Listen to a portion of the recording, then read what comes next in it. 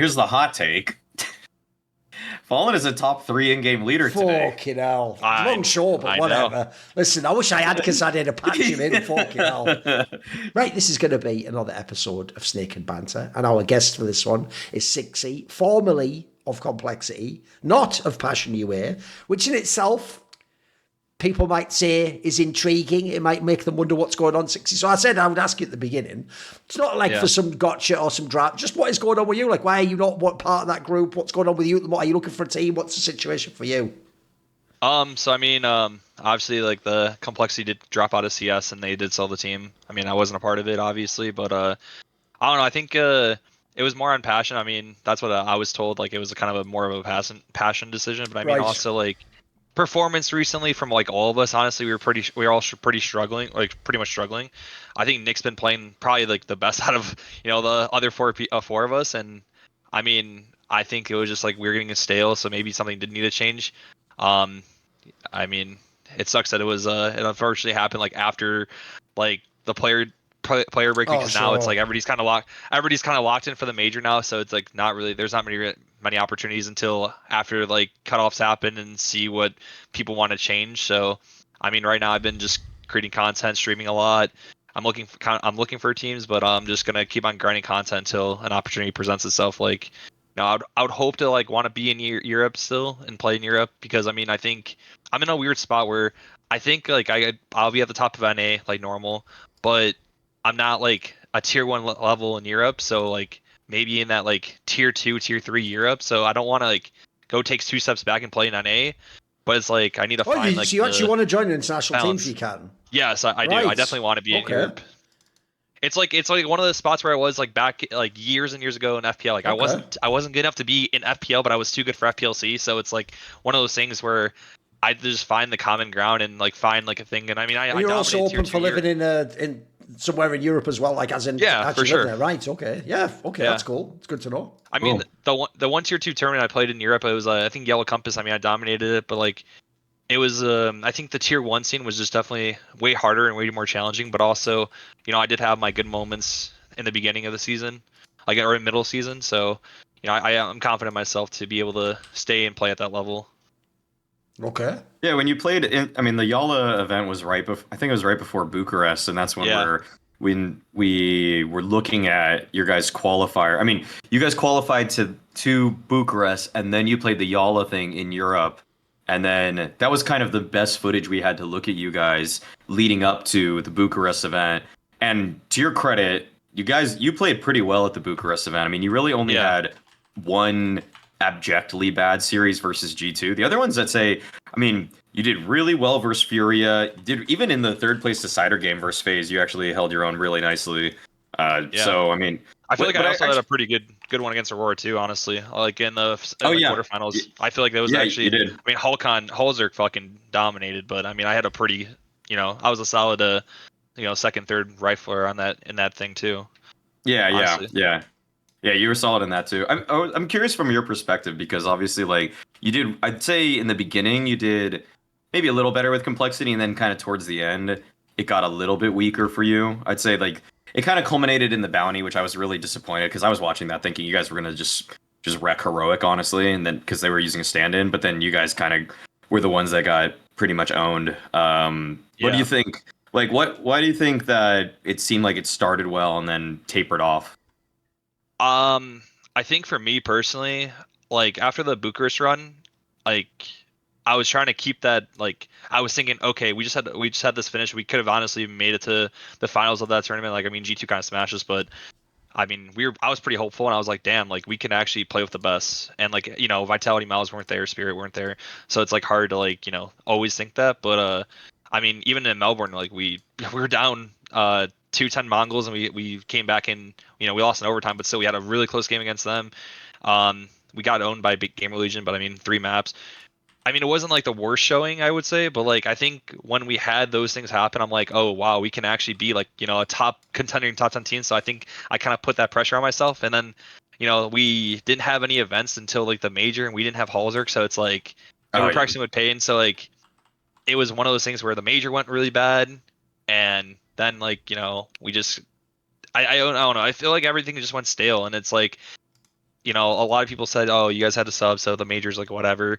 No, I mean we should have still been able to make it out of group out of stage one, and I think that kind of like just kind of made me more think about results more and just kind of get in my head a little bit of like, you know, the pressure's on to perform when we didn't really have pressure in the team. Like it was more of just like, hey, like we're playing to play, let's have fun with it. Let's like, you know, we're grinding and stuff like that. We're not just showing up for fun, but I mean like we're still trying to win and everything like that. But you know, there's no pressure to, you know, over contribute. And I think that's like what was happening. I think when things started like going wrong and we weren't closing the rounds out that we normally would, and everybody was making like worse and worse decisions and playing worse. And I mean, I think part of it's like on me for, you know, my level dropping, but also like, you know, Halzerk and Grim had really good seasons at the beginning, and you know, we all of our levels dropped. So it's like we have to just we couldn't really find like the next solution to bring our levels back up, and we tried to, but it just wasn't working.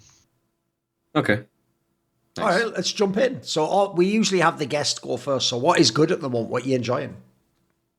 In general, or just for the point in the show. Oh, the good point? my bad. Sorry. It's all good. My good point is gonna be, pull it up 1 second. I would like to say like something about the tier 1, tier 2 scene. Like I think the gap is way closer than people actually realize. Okay. And I think like it's been proven multiple times now, like especially online, like you see like all these different teams struggling online against like these tier 2, tier 3 teams, and I think like everybody else is getting better, and I think the gap's just closed tremendously. I mean, like from us playing, one thing I noticed in practice is like when we were playing, you know, some of these like tier 1 teams, I guess like top 10 teams or whatever, like we were playing always pretty well against them. Like didn't really ever get like, we got blown out sometimes, but like also we blown them out. But these tier 2 teams we'd actually struggle more against, and I think it's just, maybe it's because mechanically everybody's like gifted nowadays, but it's more about strategy. But if you're not, I think also it has a little bit more on MR12 now, so you don't have like many chances to mess up. So I think that the crazy upsets that we see now aren't like super crazy with MR12, and just like how the game's been going in general. Okay. By the way, just as an aside, along those lines, look, you don't have to mention specific teams, but do you also find the same in scrims when it's like totally private? Do you feel like the gap is closer? Yeah, I mean you can tell for sure. Like I mean I would say the only team that kind of stood out to me was Vitality, honestly. Okay. They were just like, I mean the individuals are, I think like, Oh, so even in that was scrims, probably, they were shitting on everyone, basically. oh yeah, I mean, Right. I think we had one scrim where we shit on them, but they were just like, at most of the scrims there, it was just so hard. I mean, I thought Mezzi was the best player in the world at one Right. point. Okay, he's like a I scrim god, mean, I'm guessing, right? I mean, he was just insane, and I'm like, dude, I remember saying this at Bucharest too. I'm like, guys, I don't think everybody realizes how good Mezzi is, and that's literally why Vitality's playing so good right now. Yes. Like when you have an anchor that's just so strong, and you have like all your other star players like playing well, it's really hard to make anything happen. Sure. By the way, that's actually one area I always feel like pro players forget when they get mad at people like analysts, because it's like sometimes they're going like, this guy's better. They mean like in scrims he's really good. Well, the problem with that is we're not in the fucking scrim, are we? So that could be true, but we don't see it. We can only go off what's in the server. So if you're like, this guy's underrated, it's like, well, tell us why then. How are we supposed to know? Could be true. There's people who are scrim gods. It's famous in all games. Okay. What do you think, Maui? Do you think, is it the case? You think tier 2 and tier 1's closer now? Well, I think that the super, like the really elite teams have distinguished themselves from the rest of the world nicely. I mean, the most obvious case of this is the 30 match win streak for Vitality that they held. I mean, you can't do that if the game is too easy or there's not a high enough skill ceiling. But towards the middle more, like, I mean, it's crazy to even, I mean, when Cxzi was saying that, I looked up the rankings, and I mean, 3D Max is 10th. You know, I kind of feel like they still kind of read to me like a tier 2 team in a way. You know, it's just the players are not elite players. Like you look at some of the teams beneath them, and they definitely have better players. It's just that now people are finding more of their own angles. Like 3D Max, I'll still make the case that 3D Max is an excellent tactical team versus some of the teams that are beneath them. Like look at Liquid's roster. That's obviously a better roster in terms of firepower, but that's not really what wins games. So yeah, there's tier 2 teams. And a cool example of like a tier 2 team being good on the flip side of Vitality is the team that obviously upset Vitality's streak in Legacy. They have their own unique brand of how they like to play CS. They do it unashamedly. They're open, they're aggressive openers. They have a lot. There's a good variety of them. They can catch people off guard. If they do catch you off guard, they'll start with a 5-on-4 advantage. And they also have great ways of reacting in the mid round. So they have their own way that they want to go about things. It's maybe not as consistent, or maybe not all the individuals are as consistent as the tier 1 teams. Like, I'll still take Vitality 95 out of 100 games versus Legacy, but because they have that uniqueness, it's not 100-0. I think like I think also what's kind of happening is that a lot of tier 2 teams have players with guys that were at tier 1 who can really help catch them up to speed. Like, you look at the teams that are pretty much almost all the way down to the top 40, and there's probably 1 or 2 guys that have played legit elite tier 1 at one point or another in their careers, and then they can pass on so many of those lessons. And so the dispersion of knowledge now is a lot. It comes from so many more sources, whereas before it was just the IGLs. I felt like people back in the day really relied on having this tenured in-game leader that would actually teach them the way of CS. But now, I mean, you look at, say, like 33 OG. I'm sure Nikodas and Erasdosh are telling things to Adam B, Spook, and Crizzen that are helping that team progress at a quicker rate than they otherwise would have if they just recruited more people that are at the level of Spook and Adam B. So. I totally agree. I mean, I just think that it's pretty close. But I'm, in a way, and a secondary angle of this is that I'm glad that the elite teams, like, I mean, you put Donk against like any tier 2 team, and he will just eat them alive every single time. And I'm glad, like, he doesn't have bad games versus teams that are outside. Well, G2 did just beat him, but it's pretty rare he has bad games against team like nobodies. Yeah, I mean, I think you're right with the top 3. I mean, I think for top 3 for me is like Vitality, Spirit, Mongols right now. And I think those teams are the elite levels where you don't really see many upsets from them. Like, I mean, Vitality lose the Legacy, but I mean, Inferno is one of those maps where that does happen quite a lot. I feel like it is one of those maps where you just either sometimes win the banana fight or lose it. So if you're losing it, it's not going to look pretty. But I mean, I think those teams are just super strong in like general. Like, I don't see many upsets, like tier 2 upsets, like you can say. I mean, yeah, like Spirit did lose the G2, but I mean, G2's also, I think G2 is like very underrated right now. I think they're actually gonna be a solid top 8 team. So I mean, I'd probably almost consider them tier 1 in the next couple months, to be honest. Sure. Right.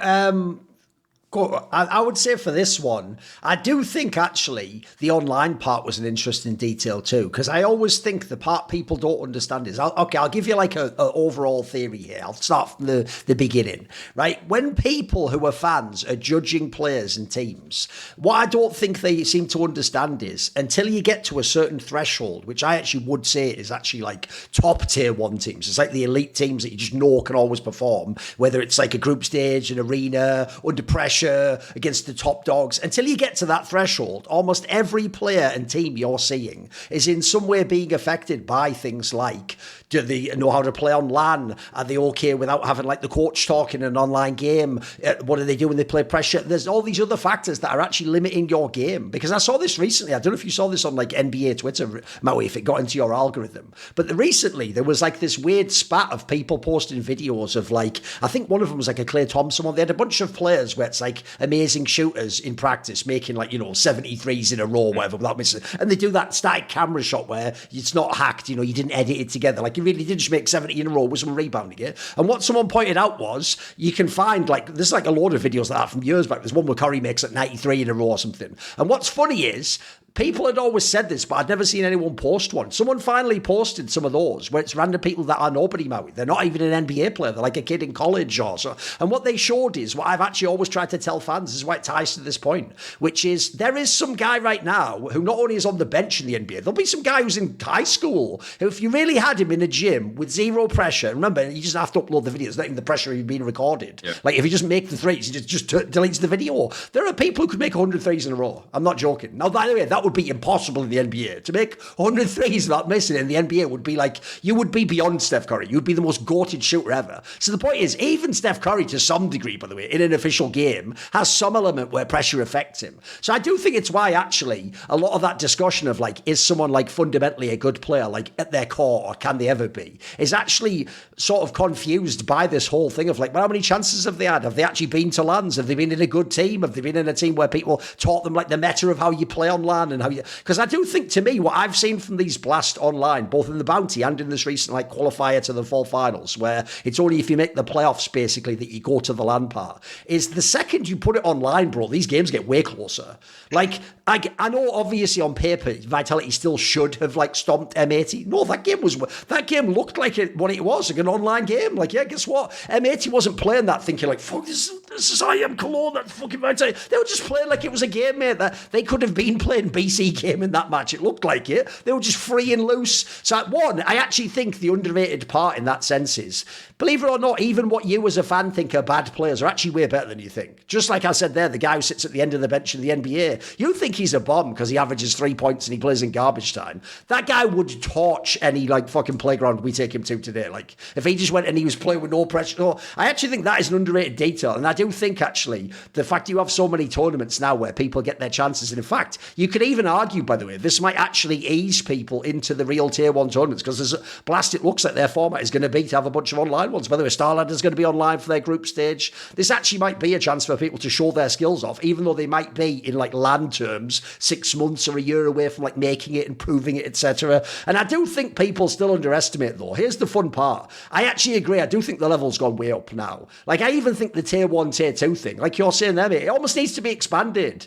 Like, tier 1 for me should probably only be, like, I'd say probably at the top 10 to 12 at this point in time. Tier 2 used to, I think most people thought, be the next 10 teams. Tier 2 now is probably like 15 more teams. And if you want to go, by the way, by the time you go to Tier 3, there's probably like 50 teams could go into that group. You know what I mean? Like, the variance gets so crazy. So I do think it's actually CS2. It seems like the gap's closed up a lot. A lot of the, like, nerdy things people thought meta-wise about CSGO don't seem like they exist in CS2. It's a much more straight-up game, it feels like. Looks like you were going to say something, Maui. Yeah.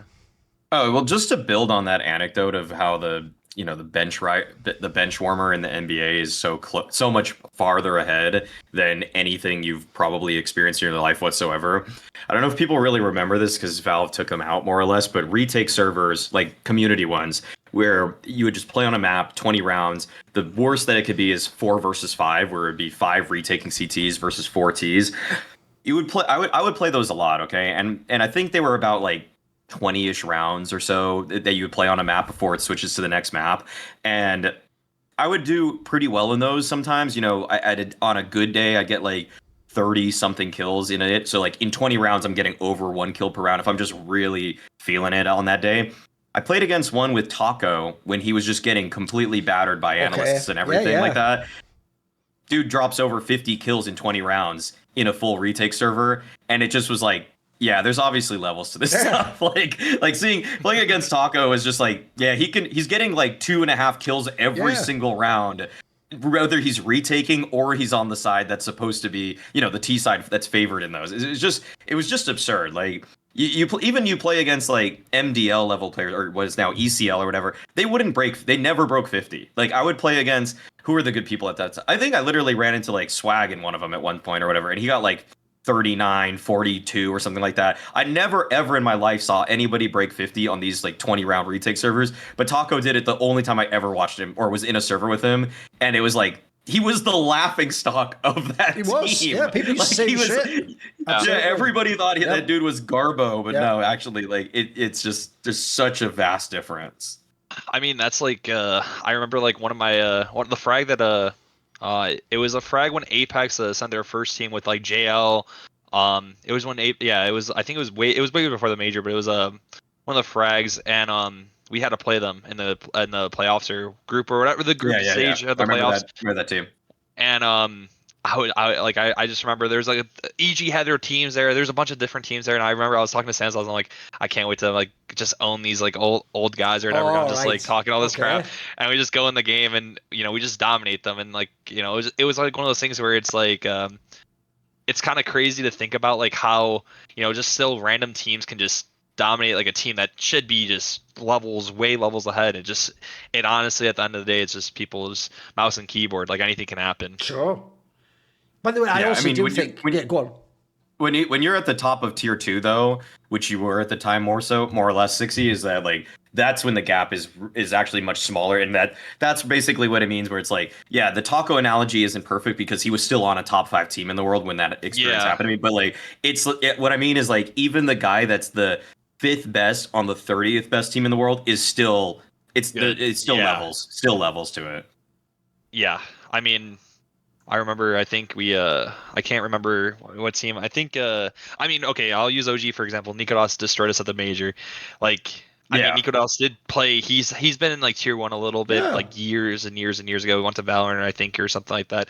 But I mean, he still looks like he just never left the game. Like, it's just crazy, like the amount of levels that there is onto this guy. Like, just in general, like some of these players. Like, I mean, isn't James right now just destroying tier 2 Europe right now? Mad stats. Yeah.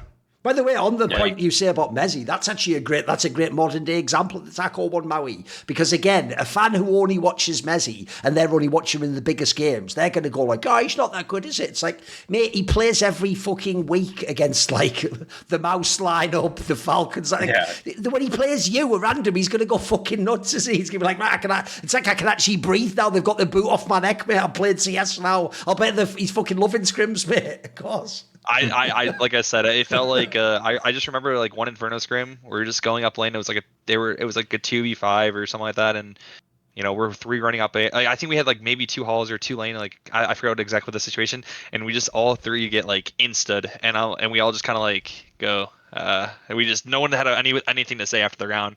Like it was just insta. It was actually crazy. Like I felt like I was dying. I felt like I was getting destroyed more by Mezzi than ZywOo.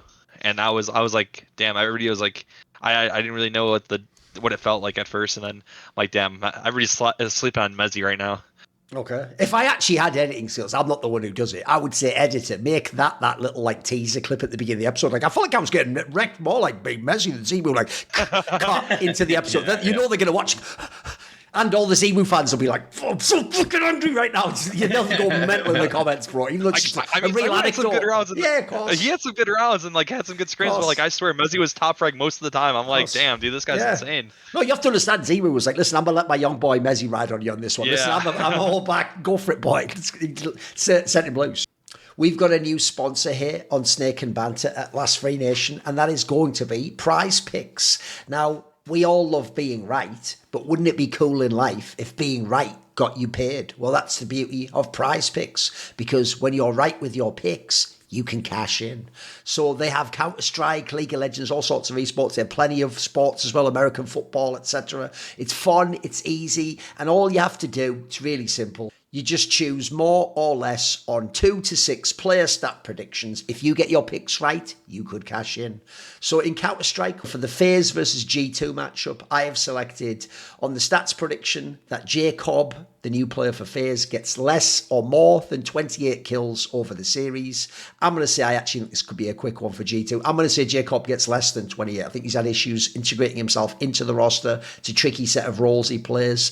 Then on the other side of the same match, I'm going to take Heavy God, who I think actually at the moment has played like perhaps the best player in this new G2, on more than 30.5 kills. I think this is actually a series where he can have a very good performance. Over in American football, there are a bunch of games. By the way, did you know, if there is an injury, they have something called injury reboots. So if one of your players leaves the game in the first half and then doesn't return, Prize Picks won't count it as a loss. So for the Seattle versus San Francisco game, should be an interesting matchup.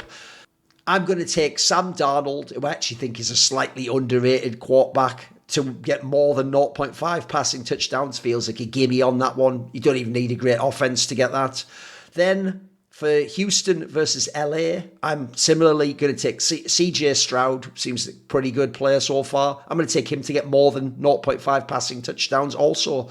So how do you play? Well, I've got the answer for you. Download the app today and use the code SNAKE easy to spell, to get $50 in lineups after you play your first $5 lineup. That's code SNAKE to get $50 in lineups after you play your first $5 lineup. Prize Picks. It's good to be right. That's right. Okay, Maui, what is your good point? Mine is just an individual. I mean, when it was announced that Simple was not going to be part of FaZe moving forward, I feel like a lot of people, including myself, were very disappointed, especially given the fact that it was broky that was being brought back after we had just seen one of broky's worst seasons ever.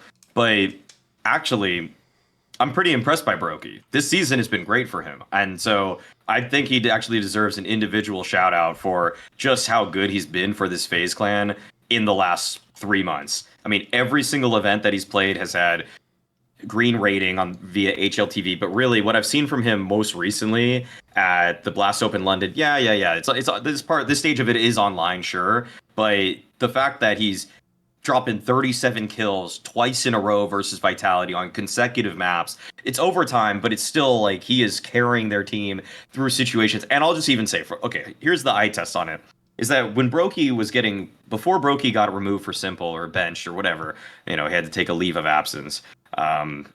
He was making a lot of very questionable decisions. He was sometimes trying to play outside of himself. He would play that broky, fearless mid-round, late-round style where he just goes for shots that are otherwise stupid. Like, legitimately, this is a dumb play. But when you're an opper, a dumb play can be a good play if you hit the shot. That's just how the gun works. That's sometimes how you have to push the limits of CS in order to win. And it's what FaZe honestly needed for a pretty long time, which is why when Simple was really good at the major, in some of those group stage games especially, it was really exciting because you saw an opper who also would push the limits and get away with it. And that's what FaZe need. They need something, because if you just take all the pieces of FaZe, they're really, really good, but they're not winning a championship with their current assembly, so they need that extra X factor. And broky, for my money, has been that X factor at this event. And what I'm seeing more from him now is that he'll still make the occasional ridiculous play, but he just hits the shot.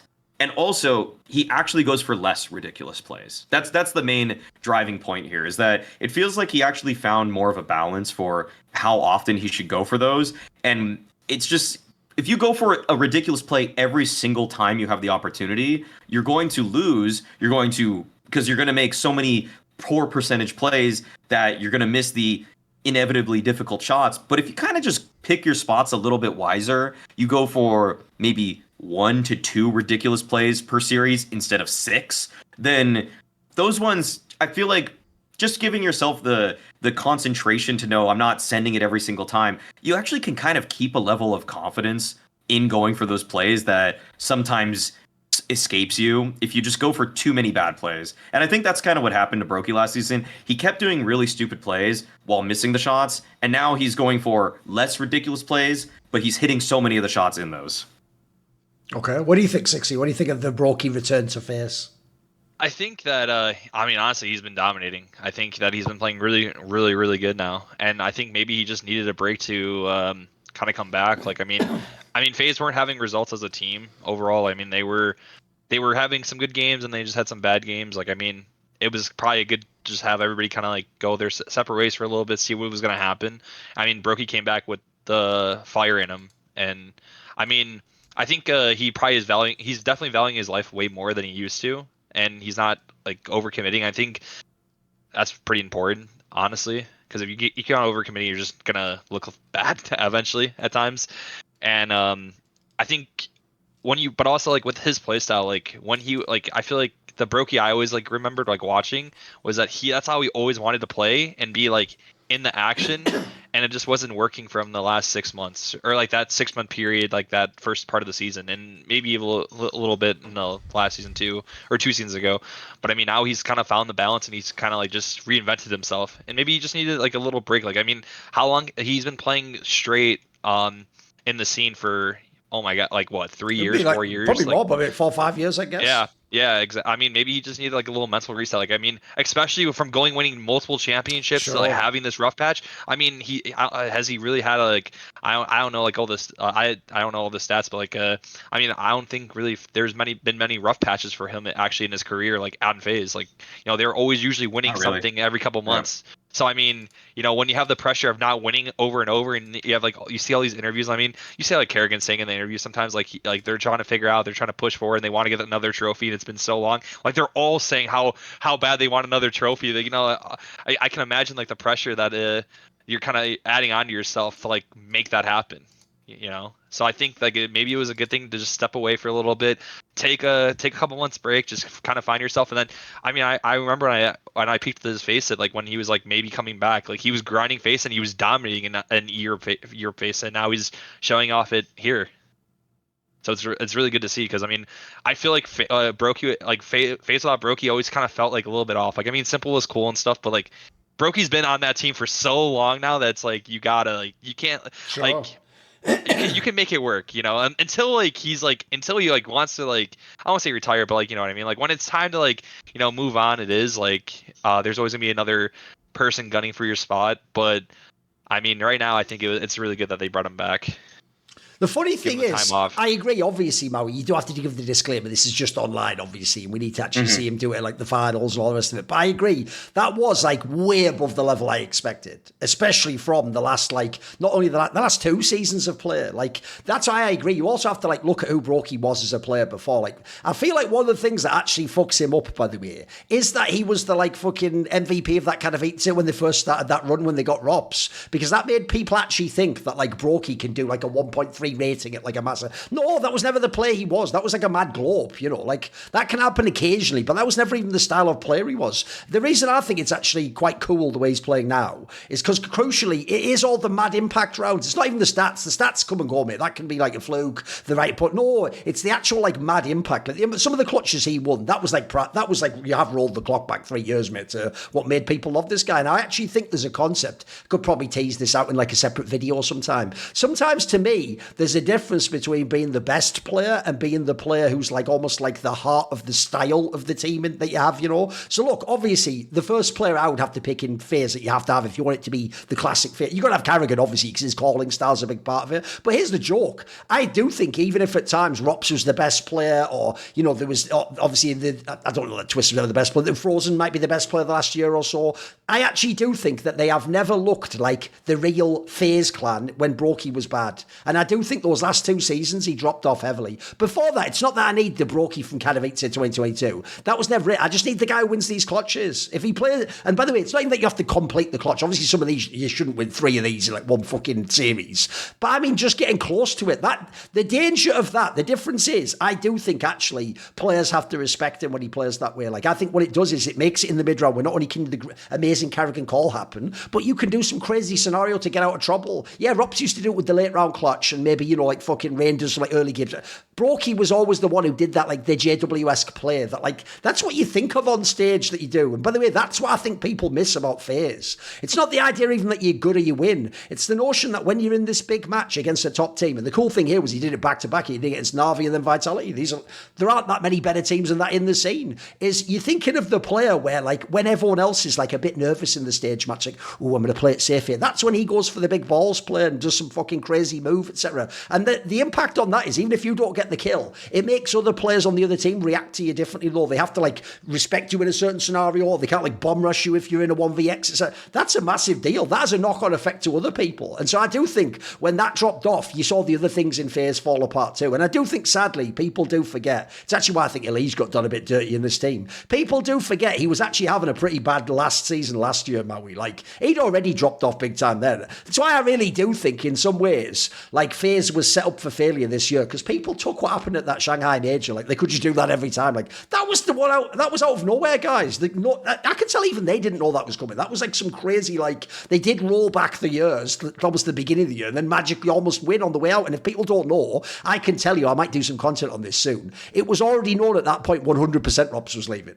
So it was even the shit where, like, that wasn't even a real team. That was a dead team, and they just almost won the fucking major, like, on his way out. And the craziest thing is, I'm not even joking, I think he still would have been gone even if they'd have won the major. I think it was already, like, a done deal, sort of. So that's what's nuts. That was never supposed to happen. So I feel like that's made people have an unrealistic think, like, oh, but FaZe were still really good then. At least, no, they'd already had their issues. And broky, by the way, I agree with you, Cxzi. I actually think most of his career, he never was that bad. I think he just had one really bad slump there. The problem is, because it lasted almost 2 seasons, that combined with, like, the fans want a big name, you want some sexy addition. Like, you can't beat the marketing of, like, all right, we're getting you simple. Like, mate, every fan has to be hyped if that's the fucking name. Like, even just for the romance of it, even if he'd have been shit, which he wasn't, like, you'd have still been like, yeah, but everything's possible, it's simple. But the problem is broky just doesn't bring that. But I'll tell you what, if he can actually play anything, it doesn't have to be this good. If he can even play 85% of what I saw in this online blast qualifier thing, then actually, yeah, I'd be fine watching him.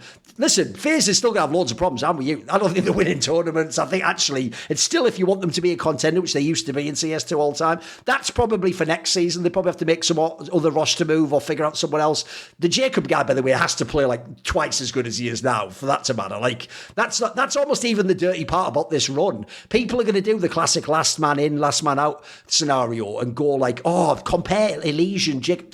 The Jacob guy did almost nothing in these games, you know what I mean? Like, the point is, broky didn't used to play like this when fucking Elysian was there. That's the bigger issue. Oh, and also, I will say, Rain played, I thought, way better than he had in the last few months as well. He also looked like his game stepped up a bit. So, you know what, for now, I'll even say, I'll give them the tiny bit of benefit of the doubt that, you know what, maybe there is a vibes change. All I'm going to say is this. I don't know that the vibes would be awesome if that Porsche guy fucking bottom frags a bunch of the game. So he also has to get his shit together. But I'm with you. Put it this way, as a good point, broky, yeah. I thought this was fucking fun. By the way, I'm not a hater either. I enjoyed those fucking games. It was a baller seeing him pull off some of that shit, yeah. And you want to believe FaZe is going to be in the game at least and have a chance. You don't want him to do just an also run. So it's something. Yeah, I'm with you. I think for FaZe though, going like for at least Blast, like London, I mean, they have a pretty tough like opening. I think G2 is really, really good. Honestly, I think they're pretty strong. So I think that would be a really good test for them. I mean, Jacob actually did look good at Bucharest, so you know, who knows? Like maybe at the one line, I think he played a couple lands, but yeah, I mean, he looked pretty decent good against like some of these, you know, better teams. So I mean, yes. You know, FaZe could make a run here. I mean, I think FURIA probably will take care of them. But I think FaZe can make a run if broky keeps on playing how they have been. I think there's more space for broky opened up now that Alicia's gone. And I mean, I think this guy, I think he can get back to like that vintage broky that you're saying. I think he's very close in doing it. I mean, as long as he can do it back on LAN, but like, you know, he's had all the experience. He shouldn't have any nerves playing on LAN. I mean, it should feel like a normal day in the office for him because of all the stages he's played on. I think he'll be pretty confident. I think for G2, there's a lot of people like I think Matt's is like, isn't this his first like big stage game? I think so, yeah. So I mean, it's going to be definitely interesting for that. I mean, you have like the experience wise, and who knows, maybe the stage doesn't really bother him, but I mean, I think it'd be really. See, what I appreciate there, Maui, is this is how you know Cxzi understands marketing. He's like, look, a lot of people try to write off my run at Bucharest as some bullshit fluke run. No, all the runs there were legit. Yeah, and that RPG team, they were good too. You know what? Everyone was just kind of fucking good. They're good players. When we scrimmed G2 and like more recent, like as Complexity was ending, I was like, damn, these guys are on a different level. I mean, it just felt different. That's why I was saying this before. Oh, fair enough. I was saying this like going into like the season. I'm like, damn, G2 looks pretty strong. Put it this way, you are preaching to the choir on this, because actually we both on this show many times have said that's like an underrated roster. The real problem that roster has, I'll draw the same comparison what I just said with FaZe. The real problem the roster has is you can never replace m0NESY as a name. There's no one coming through the door that sounds like that. So the problem is the top end doesn't look as good. But I'm with you. I think the floor of the team looks way better, mate. Like all those players are good in my opinion. Like, look, maybe give some Pius a little bit extra time. No, I think they're all good. I think that team gets there eventually. Like I'm with you. I think they could be like the 5th or 6th best team in the game, mate. Like why not? I think Source there. It's an underrated bunch of players, yeah. I think their core is just really strong. I mean, like playing like the games like with Hunter, like against Hunter, like IGLing. I mean, I think we like traded pretty well against like them in maps or whatever. But I mean, I remember we scrimmed them on overpass, smashed them, and then we scrimmed them like a week and a half later. They smashed us. It's like, and it just like felt different. If that like I don't know how to explain it, like the feeling in game, but like just like what was happening, like the moves they were like making, and like. It just was like, it was just way different, and it just felt like I'm like, damn, this is actually a pretty different team from like 2 weeks ago. And it's like they've been proving it, and they feel really comfortable playing against Spirit. So I mean, they have obviously like their idea of like how they want to play against some of these top teams, and I mean that's what they need if they actually want to keep on getting up the VRS and just not have to worry about invites and stuff like that. I mean, if they keep on playing how they have been against Spirit. If you played them on Overpass though, that's their permaban. So if you beat them on that map, that's that is the one map that they I'm saying even if you had good results against them on it, bro. Yeah. We take those. They probably were just trying some things out. They were looking good on it. I can from like that month period. I'm not sure if they're gonna play it or what, but maybe they're gonna surprise pick it, or maybe they're keeping it. But I mean, no way. They just I'm looking. They just I guess Spirit might. Wait, does Spirit ban overpass? No, I don't think so. Yeah, I mean they let it float the last couple of tournaments, or at Blast they let it float. So maybe they're playing it now. Yeah, they've been banning Nuke. Okay. You're right. They have been banning Nuke. You're right. They just haven't played Overpass. They banned it in the beginning, but then they actually. You're right. They did float it a few times lately. You are totally right. You're totally right. I was very confused. I'm like no way. They banned that map. I'm like they were actually looking really good on it actually. Right, okay. I think it was the beginning, but yeah, whatever. For my good point, I'm also going to do the same thing. I'm not doing the team. I actually think the team's a tad over it, only a tad though. But I'm going to specifically for a player, because I actually do think Molodoy from FURIA isn't just like a good player. Yeah. Bro, he's just legit. Like every time I watch this guy, essentially the only time I've ever seen him look bad was in the playoffs of the first tournaments, like the major, the fucking PGL. Aside from that, which is just nerves, you haven't played enough times there. Like when I watch him in normal games, mate, against even top 10 teams, this guy looks fucking legit. Like every time out. And it's not that shit where it's like, there's something with the stats formula. Oh, you're just playing in some way that not just the eye test tells me like this guy is legit as fuck. And the reason it's crazy is, like, I don't care when people tell me that shit now of like, oh yeah, we thought about that, but you didn't sign him though, did you? When he was a literal nobody Kazakhstani player that everyone could have had. Like, what you mean is, you're actually making my point for me. You mean you played him in an online scrim or something, and he had some talent or whatever. The problem with that is no one knows if that shows up when you go to a real team. Also, look at the team he's in now. I think you have to get mad props, by the way, if you are a really good AWP in fucking FURIA. I think FURIA, I always say they're like Brazilian Team Liquid. They don't even conceive of the game as being about AWPers. It's just like a bunch of riflers getting their shit, and then they just sort of tell the AWP, like, yeah, try and see if you can find some spots. Like, every other team sets the fucking AWP up, so I think this guy's murking it, mate. Remember, in this team, you could say with people like FalleN, or you might get lost in the mix there. You might, there's bigger names than you. There's people, it's hard to fight your own spot. This guy looks like everything's great. Like, and this is a player where, assuming he gets all his shit together in arena games, by the end of the year, mate, if you make a list of AWPers, once you get past the big, three, which would be like Zemu, Monacy, Sheep, he's right there, mate. Like, who else goes above him? Remember, there's not that many fucking super duper. Like, I'll tell you what, I don't say this to hate on him. I'm not a wonderful hater. I think this guy's better than wonderful. I think he just is. Look, he hasn't done what wonderful has done. I haven't seen him in a major final or something like that, but I already think, like, in terms of, like, ability in the server, like I say, that's my point. He's good and he's just legit. I think I can now put the stamp on him. I think he's going to be here for a while, mate, whether it's in a Brazilian team or not. What do you think, Cxzi? What do you think of this guy? I mean, I think he definitely brings a different fire to FURIA. Like, I mean, from playing against them like more recent, I would like, I'll just like train, for example, like some of the ways like I would die to him. I'm like, damn, no other opera has actually done that to me, and it's like it was always like kind of. It's like something to like just learn from now. Like it was actually really cool, like learning that and like being like, okay, I have to be aware of this now. Like this is actually an option, and if he can hit that shot, Tori's gonna hit that shot. Zywu gonna, like, everybody, like all these guys are gonna be able to hit that shot. So it's like something to always think about. And I think he would actually like exploit those things that some people wouldn't do. Like he kind of reminds me of like how Ultimate played at the beginning of Liquid, like how aggressive and stuff like that. Yeah. But it's like he also controls it way more. Like he controls like how he wants to, and it feels like he just picks his like fights like really well. Honestly, like what he wants to do, like he just knows how he wants to position for things. And I mean, he actually doesn't even look bad on stage. I think he looks pretty, for someone who's like never really played on stage and stuff like that. Like I was definitely like at Bucharest, I wasn't maybe as nervous, but I mean at Fisher, like I was more nervous playing on a stage because it was like my actual first ever like stage, I guess, like stage game in arena. But even though there wasn't many people there, it's still like kind of a nervous thing to do. But he looks like a natural, and it's really crazy. honestly. Like I thought their first, like, I think it was Astana. I thought it was a fluke at first, and I'm like, Yeah, I really of wanted course. to. I was always like, I want to play this new FURIA team. Like, I don't really. It kind of felt like everybody thought it was like a, dead team. Like, oh, we're just throwing some stuff at the wall and see what Hail happens. Mary. Yeah, absolutely. Yeah, and it worked out really good. I remember like talking to some of them, and just like, it just seemed like everything shifted in the team, and like when you bring in someone like that who can just like get the openings that help everybody else out and just be consistent and actually just kind of dominate everybody, like it helps everybody else play a little bit better, honestly. Yeah, I mean, molodoy. I've had this conversation now with a few different people. I mean, it's kind of where is he ranked now in the oppers of today? And if I made a year list and what the oppers have accomplished, I might put a couple people above him, like 9-10, for example. But really, in the setting of just who would I actually, if today I want if to you did win the a draft, tournament, if you had to pick someone today, and you can't take the three I've just said, you can't take Cxzi, you can't take molodoy, you can't take Shiro, would you take this guy? Well, the choice then is only between molodoy and Cxzi. The only choice. Yeah, I don't think there's any other opper. Yeah. I don't think there's any other opper that I would have in that top 5 discussion, essentially.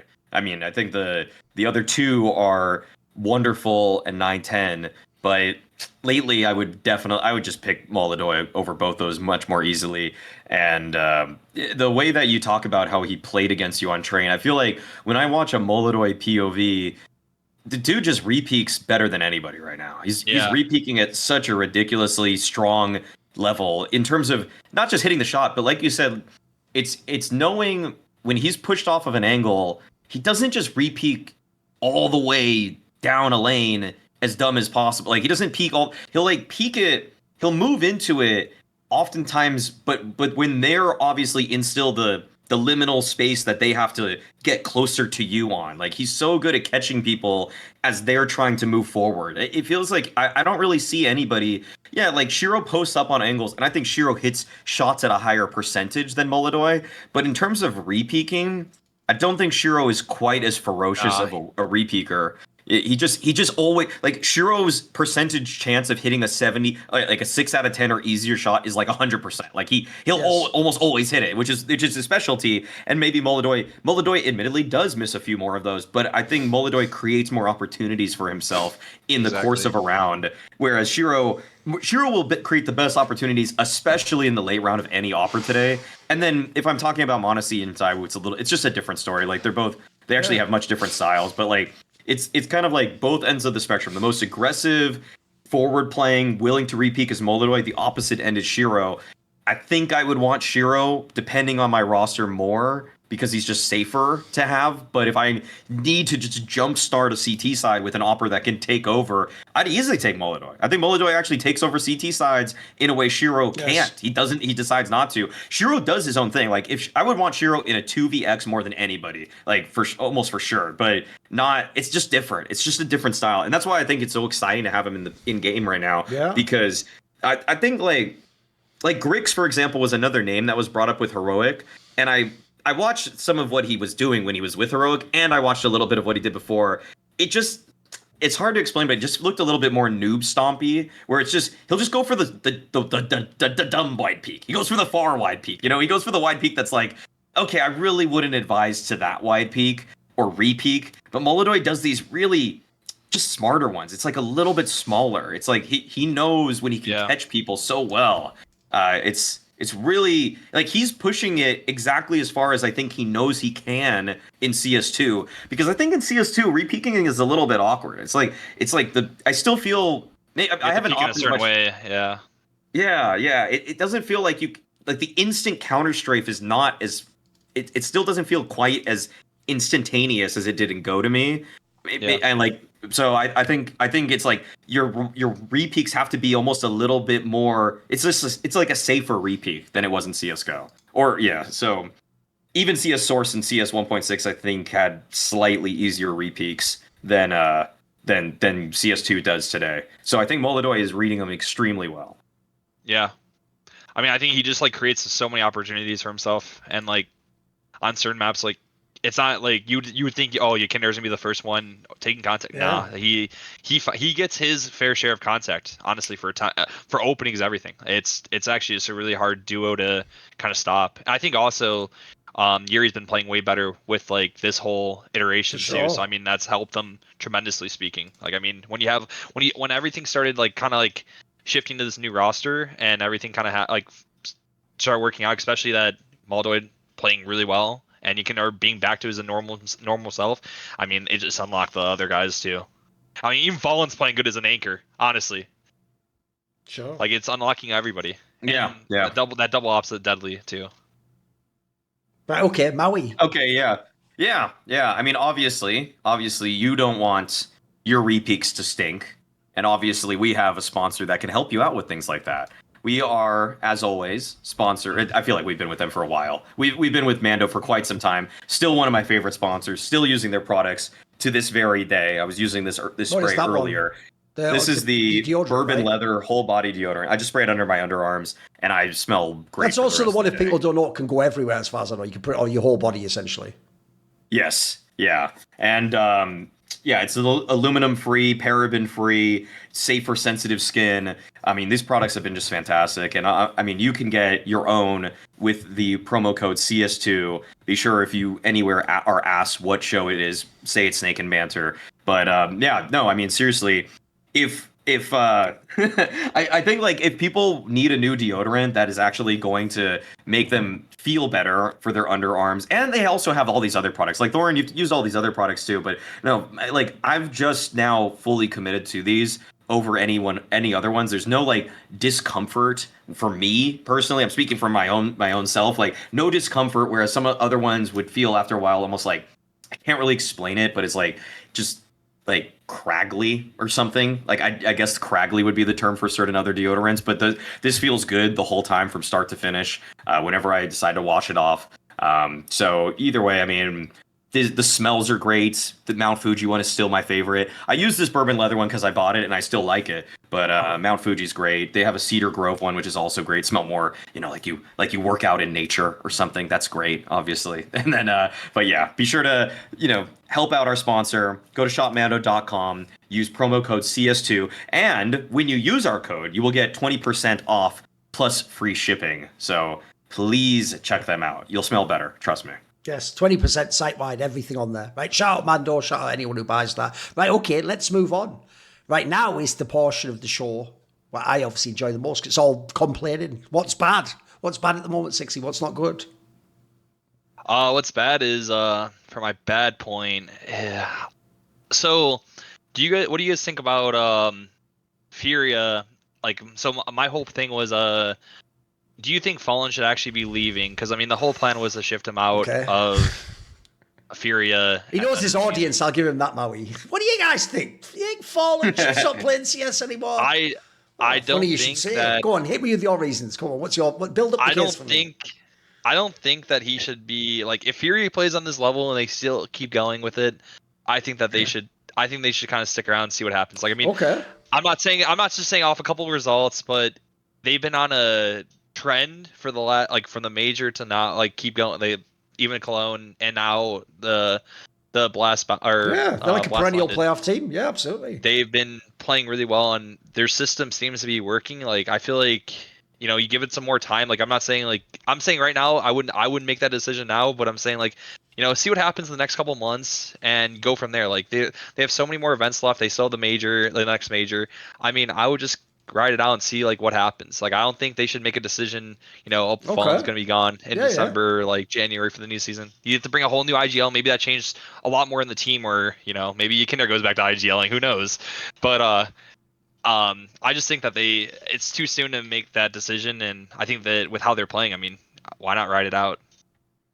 Okay, so basically he's framing it sort of as, even though he doesn't want it to happen, like, it's a valid question. Like, essentially it's what you do on one of those talking head talk shows, like First Take, isn't it, Maui? Like, if they want to get to the next level, should FURIA consider a place of FalleN, or should he retire? What do you think? Here's the hot take. FalleN is a top 3 in-game leader today. Fucking hell. Long show, but whatever. Listen, I wish I had Cxzi to patch him in. Fucking hell. That's the hot take. FalleN is a top 3 IGL today. I take Blitz and Apex over him strictly. That's it. I would only take those two over him. I think FalleN has transferred over to the anchor role fantastically. I think he is a fantastic anchor. I think that what's crazy is you actually just, I mean, from the eye test, he gets his. He doesn't die in dumb ways. He usually can actually hold off executes to a decent degree. He's also somewhat mobile so that he actually moves around so they can actually enact some kind of macro CT idea. And on top of that, I think they have past 3 months, they have the best T-side win rate. They have the best T-side win rate of any team in the top 20, and it's by a significant margin too. They're in first place with 53.7% on T-side, and everybody's saying how the game is all CT-sided now. Everybody's talking about that, and it is. But the second place team behind them is FaZe. And so, I mean, I don't think Kerrigan is as good of an in-game leader, even myself today, as I think FalleN is. I think FalleN is an incredible in-game leader, and I'm going to say for 2 reasons. One of which Vu brought up, it's that their executes, they just are using all of the most meta executes. Anytime they're in a map control position, they have the best flashes, they have the best smokes, they always have good priority nades, and their spacing is quite good. I'm not going to say it's the best. I think Vitality, maybe I'm thinking more of last season, but Vitality spacing to me is still the best I can see of any team practically. And then on top of that, their mid-rounding off of defaults is insane. Like they juke teams. They're actually juking teams in the mid-round, and I haven't seen stuff like this all season. Because the thing is with Vitality last season is I thought Apex was the best in-game leader. Sometimes they're still just brute forcing their way through a problem, and they have such heavy shooters that they're just getting through any defense, even if they're choosing the more stacked bomb site. So I gave Apex a lot of credit because he did make some good reads without a doubt, and they did have a great T side, which I give them a lot of credit for. But FalleN is choosing the right bomb site so accurately and recognizing when he should do a start a site hit, pause, restart the hit, or reroute. Like he has such a great idea of when they should be moving around. And so he doesn't frag as hard as Blitz does. Apex is also a better fragger, although he does have better positions on CT side. But FalleN, in terms of everything I want in an in-game leader, selfless positions on both T and CT, plays them to an adequate level, has a very great and modern version of every execute he could possibly call, along with incredible mid-rounding. That's everything I want in an in-game leader. And I think the only 3 that are really giving me that day in, day out are Apex and Blitz and FalleN. So yeah, I think FalleN is where he exactly should be. If his form inevitably declines, then we'll have another conversation about this. I'm glad he switched off the op because of the op he wasn't a great opper. Like he just wasn't a great opper. I don't care what stats you show me. Vu was like, actually, with the op in his hands, he was actually like competent. I was like, I don't know, but like with every he wasn't that good. He wasn't as good as like actual oppers. So I don't care if his stats are okay with the gun when they really should still be 0.1 higher rating wise. You know, yes. Like that didn't convince me. So I'm glad that he has embraced the CT role, and I'm glad that his T side calling is actually really good. I think he's an elite IGL today. Put it this way, I'll answer the framing of like, should FURIA consider upgrading and changing? Here's the thing, I'll actually say I'm actually with you, believe it or not, which is, like, if the question is, could someone be a better IGL than this team? The answer is yes. But if the question is, should FURIA swap off FalleN specifically with this roster? The answer is, at the moment, no. I agree with you, though. It's not that it's no forever, but it's no for now. You should definitely ride out this whole season. And the reason why is, right now it works. Like, whatever he is piloting quite well. Because, one, I'll go on the individual part first. First of all, I actually agree completely with what you said at the end there, Maui. Here's the giveaway that people actually were just living on some, like, fucking hopium that FalleN could just go back in a time machine 10 years and be fucking awesome with the AWP. Is, one, like, every time he had a good map, I know about it because it would be like, cling, cling, cling, cling, cling. Guys, quick, get little Timmy, FalleN's having a good map. It's like, but that would be like map 1 of a series, bro, like in the group stage. It's like, we don't do that. Remember, right? The joke is, how do I talk about Zimu's games? I mention the odd time he has a bad map. You guys are doing that when FalleN had a good map. That's how rarely it happened. And then secondly, here's how you also know he wasn't actually a good AWPer.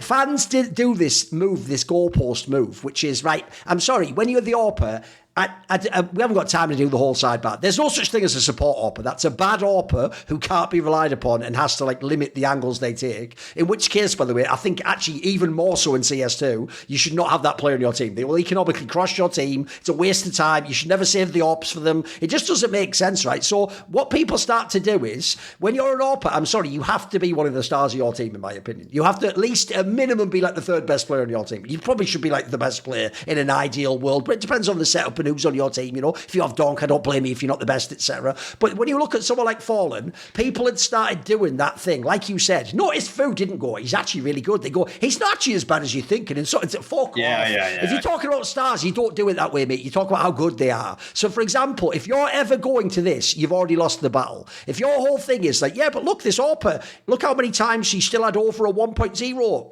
Why are you saying 1.0? That's the star number for a fucking AWPer. Like, let's do that when we're talking about like the third or fourth player who's a fucking like anchor or something, mate. If it's the AWPer, I want to know how many games did he hit the ceiling? How many times did he like take over the match and he was better than the other AWPer? That's somewhat like that was not FalleN, and that hasn't been FalleN, by the way, for many years now. Like, it wasn't as big a deal when he was in like Imperial because the rest of the squad was a bit scuffed too. But if you look at this squad of players, it would actually be criminal to keep him on the AWP in this team of players, especially now that you actually got a way better AWPer. But I'll tell you the area, I'll give him mad props. I actually think he is way better off the AWP than he is on it. Like, the AWP would have allowed him to get more kills and to, like, look better in, like, clutches and stuff. But the difference is, I'll actually give FalleN mad props. The area where his, like, vet experience is shown is, mate, he looks like 3 times better than Cadian on the rifle than when fucking Cadian swapped off. It's why I always used to say, and this is where I've got to give props to FalleN. I always used to think, not only was it a bad idea for Cadian to do that, but I think James was right to basically make it like, you either kick me as IGL or I'm staying and I'm the AWPer. Like, I'm not going to do what Cadian did. I'm not going to become like the rifle or IGL, because I think those two players, Cadian and James, like their whole style of IGL was having them AWPing. Like, it was from that perspective. So I actually wondered, would it be the same with FalleN? He's tried to AWP pretty much his entire career. He's basically never been willing to give it up. Actually, he's the one person that made it through that like flaming hoop. He's the one that actually passed the test. And crucially, the reason why it's actually kind of cool that he did is because crucially, he's not a liability in this team. And bro, I'll actually use what I'm going to call it the Cxzi principle, Maui, which goes at this, because it's when Cxzi was in that G2 team in the first season of 2024, I always used to say, it's not that I would kick him for everyone, but if I could have gotten a better name, like I think someone like Shui or XCB would be better, obviously. If I could get that player, yeah, I would upgrade. So I'd say the same thing with FalleN. Look, if there's really a world where like XCB wants to join this team next year, yeah, okay, FalleN, it's time for you to retire, you can become a coach, mate, we're going to figure it out. But if there's actually not that many other people, I don't actually know how other IGLs would operate with this roster of players. And even though, by the way, I will say this part though, I'm not going to go with Maui on the train that goes he's top 3 IGL. That I do also think, like the Cxzi principle, he has an excellent set of players though. Just like Cxzi when he had JKS and Hunter around, he had a fucking awesome set of players. Bro, the actual real sleeper in this team is how good all the players are. And not only that, they're not just good separately, they fucking like synergize in some crazy way. Like you were saying before, like the Yekindar aspect. By the way, the crazy thing about the Yekindar aspect is it's allowed them to recreate what they used to have with Art. And mate, it can't be a coincidence at this point in time that Art becoming bad and eventually being kicked is the entire overlap of when Yuri was irrelevant as a player. The second you have like an Art type player, magically Yuri just knows how to play CS again. Keserato was good the whole time anyway. And then now you've got this fucking dope ass AWPer. Like, boys, we've got enough fragging. We've got all the stars. We've got actually all the roles even. So if you're FalleN, crucially, you're doing a good job filling in what's left. And actually, I have to say, I actually did think he would fail well, not on the AWP. He's actually sort of passed pretty well so far. And even still, by the way, because still we need the odd clutch if you need one, you know, on every now and then. So yeah, good point. Yeah. Actually, oh, okay. Well, yeah, go. I was gonna say it was when I was always talking to Grim about like playing with FalleN, and he said like, dude, he always said that he was not surprised about FalleN like filling in like that kind of role because he's been playing the game for so long, and like you can just tell his reads are like he understands like how he wants like things to be done. He like I think also with like having a Kinder around on CT sides especially, like they're playing with so much info. It feels like also they have very vocal players, and like especially with the experience between like, you know, for Yekindar, Yuri and Keserato, you have like that experience between the three of like their voices, and molodoy's probably filling in like, you know, he's still probably picking up like how to do certain things or like how to come or like get like whatever like the reads are, but I mean they're all shifting the information around perfectly to where they're also just like FalleN's also understanding like how he wants to play his spots too with all of that happening. Yes. And it's like actually it's really nice to watch. And on T sides like Maui was saying, it's all about it's like they have all the meta things that they need to succeed with, and it's like actually perfect. Like I mean sometimes like when we were practicing against them, they were like doing some really good stuff. And we're like, wow, that's actually really interesting, and it's like crazy. And some of the practices, FalleN was practicing from NA some of the time. Right. Okay. So it's like they're just grinding always, like even if he's like an NA or whatever. So I mean, they're just putting the work in, and I'm really glad it's paying off because I did hate like during the book during like that time with like FURIA, like when they were struggling. I'm like, damn, like I was like really like watching the FURIA style, and I think they were just missing that star rifler. But I mean, I think FalleN just like he's been on IGL for so long that he knows how he wants to work like Yikindar's style and all the styles in the kind of make it a perfect like system, and it's just been working perfectly. I also think it's underrated, actually, that like not only is Yikindar's individual game come back, I would imagine they even, as a pure speculation, have a decent synergy. People forget FalleN's best time period. This is actually why I think, unfortunately, they built up an imaginary story about him. Was when Coldzera was making all the secondary calls. Like it was the combo of the two. By the way, I've seen Coldzera on his own. He wasn't the genius. I've seen FalleN on his own. He wasn't the biggest genius. But the two together was the magic. That's the fucking secret sauce, isn't it? Like they never ever had anything like that before or after. And if I look, the reason why Yikindar got to get the green light to try being the IGL is, as far as I can tell in all his teams, he's a pretty decent secondary caller, or at least the information he feeds you allows you to make some cool mid-round reads. And so it seems like those two have hooked up completely. That's another reason why I wouldn't fuck with this balance right now. I'd just leave it and see how it goes, mate. Yeah. I think you just give it, you juice it until you can't anymore and see what happens. Like, I mean, if like FalleN's form does drop off, then yeah, maybe look into something or whatever. But I think right now they're in a perfect spot to keep riding it out. And honestly, it looks like they have a good team chemistry too. Sure. Like honestly, it looks like they're all like, you can just tell by like looking at how they interact with each other that it's a good vibe, and they're just gaming. They're just playing. I'll tie this to my good point. Think how many years we complained, like, can FURIA just get a good AWPer? And at the time, we thought it had to be Brazilian, so it was always like, oh, fucking hell, right, do we get saved? No, this is actually a way better AWPer than any of those players. Oh, yeah. Like, this is like added a new element to FURIA we haven't ever had in this team. The biggest flaw in all of Yikindar is that legitimately that dude would be a multi-millionaire by now if he was just born in North America. Like, he actually has the personality that's perfectly suited to just gain adoration from all of the NA fandom. Like, he said he wanted to be a porn star. He was super athletic. By the way, no one ever puts these two things together, by the way. Here's the really creepy angle no one ever thinks of with that, like, real comment that he didn't. Here's what people don't think about. Remember, his teammate James supposedly masturbates before he plays. Bro, think about it. What, would he be watching you? What are you talking about, you kid? This is mental, bro. That's IGL synergy that's gone too far, okay? I'm saying that's the line. That's the line. Don't go past that. Keep it friendly, okay? No, but he's also, I mean, he just reminds me a lot of Stewie 2K in all the sure. In the good way. Yeah. On Stewie's peak, aggressive rifler that was a great secondary caller and never should have actually been an in-game leader. Yeah. That's it. Like, and he had a period after a few years where he was just irredeemably washed. But it turned out in this case, unlike Stewie, it wasn't irredeemable. Back. Exactly. That's where he wasn't like Stewie. So essentially, he was like Stewie in the good ways, but not in the bad way. Yeah. Hasn't won a major. I'll give him that. Stewie did win a major. I'll give him that. Exactly. Yikindar probably should have, but he just didn't stick around with outsiders. He just left. Too bad. That is the what if, I have to say. And by the way, I hope they all have that what if, because it's not like outsiders, at the dynasty. They just won that one major, mate. If they've actually stayed together, that is a fucking what if scenario. I'd love to see that team play out. Like, they're going to be really good. It's actually really funny when outsiders won that major, it was outsiders, right? Yeah. Rio. When they won that major, when we were playing on Nouns, Cynic goes, outsiders are winning the major. These guys are incredible. And literally months later, they won the major. Okay. He called it just a soul read. He just fucking saw it. That was from scrimming. That was from scrimming a couple of different teams, and he's like, "These guys are just on a different level." Oh, fair enough. And it was like, "Yep, they're winning." You made it sound like he just like took salvia. No. That was like after. Oh, you're not gonna believe this, but outsiders wins the major against them. After playing the RMRs and playing like just European scrims for a little bit, he's like, these guys are just on a different level. It was like it was funny.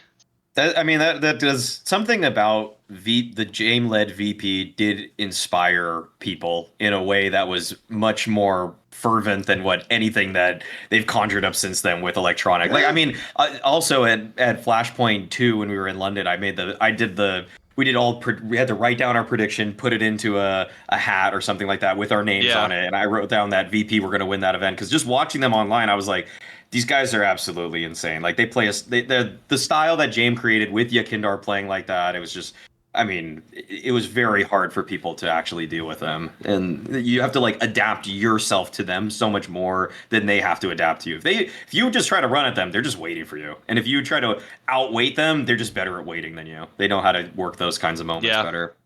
I mean, when I was talking to you, Kindar, at Fisher, or before Fisher, we were just talking in the airport, and I was just like asking, like we were just talking casually, and he said like he just needed a break, and he's been doing it for so long, and it was nice to get that break in, and he came back stomping. Oh, you know what I've realised now? This is just too on the fucking nose. Apparently, it's just something about Latvians. When they get shit, it's like you have to like reset. I tell you what, I know what happens. Oh. Wait, are you ready? Here's the analogy. Broky, When a Latvian gets washed, it's like your mobile phone. You can't use it again immediately. You got to put it in that bag of rice and then come back a few days later, and all the moisture will be on. It'll no longer be washed. At that point in time, it's ready to be used again. So what we learned is just give them a little break. Just give them a little break, and they come back fresh and good as new.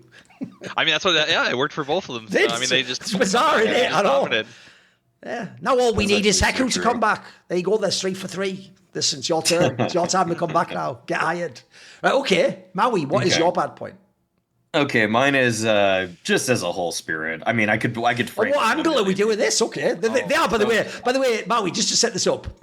The bad point is Spirit, the number 1 ranked team in the world on HLTV. I'm sitting back and getting ready for you to make your point. Go then. In what way? What do you like at the moment? Well, technically it's Vitality today, but okay. But yeah, I think it's VR. Are they in VRS? Oh, it might be VRS. I'm thinking of. Okay, that might be. VRS. Okay. There you go. Yeah, I mean, just the state that they're in. I mean, it's just very awkward to watch Spirit today because I don't think that 5-man lineup is bad per se, but it's just with the whole Tanir rumor looming over them, the way that they played to finish out the Open, it's an online game, but it was just, I mean, I was ready for them to crash out for some. I just felt like we were not going to get the full version of Spirit. I mean, Donk is still playing, was playing the whole time at an absurd level, except for actually towards the end, G2 did make him feel a bit more mortal. Shiro still also playing quite well. I think the rating maybe doesn't show that, but like, I don't know, with how Shiro wins rounds, it is kind of,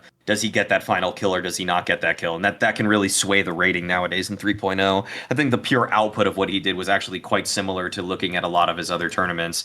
But then like I have these aspects of Spirit that clearly are not endearing. I mean, what Zontix did at that event at the Open event was well beneath him. I mean, rating wise, it's a 0.87, and really, I watched actually one of Zontix's demos back where he just totally contributed nothing. I watched the 6 and 12. I watched the whole POV. I downloaded the demo for the Mirage game versus Liquid, where he goes 6 and 12, and it's just the dude is just peeking angle so lazily. Like he's just barely caring if he's crouching into it, if he's just strafing into it. He's still aiming at the body like he always does, so nothing really changed there, but he just looked super out of it. And he just looked like he didn't care about his timings at all either. Like he would just peak a little bit faster than I think he normally did. It looked like he just wanted to get out of there. And then actually that is very confirmed because on the player cams, he's pulling out his phones all the time. Like he was just pulling out his phone a lot while he's playing. And it's like, I don't even know if that's legal. Like I thought there was supposed to be rules. It shouldn't be, yeah. So that was during a tech pause, but literally the cameras for Blast were showing him with his phone out, and I'm like, this doesn't. I mean, like, you could do anything with that, you know? Like, I don't know. Either way, I was kind of like, it was iffy for sure, the whole situation. But really, I mean, I'm still just upset that this team hasn't really pulled the trigger on Tanir. Maybe that's going to happen, and maybe this point just, it expires after a week because maybe they announced that Tanir is coming in for the next event for Zontix, and then it's done. But also, I'm going to even bring up, the last 2 members. I think Zwei looked extremely poor at the most recent event. In fact, this is his entire time with Spirit, with the exception of just maybe a series or 2 against better opposition.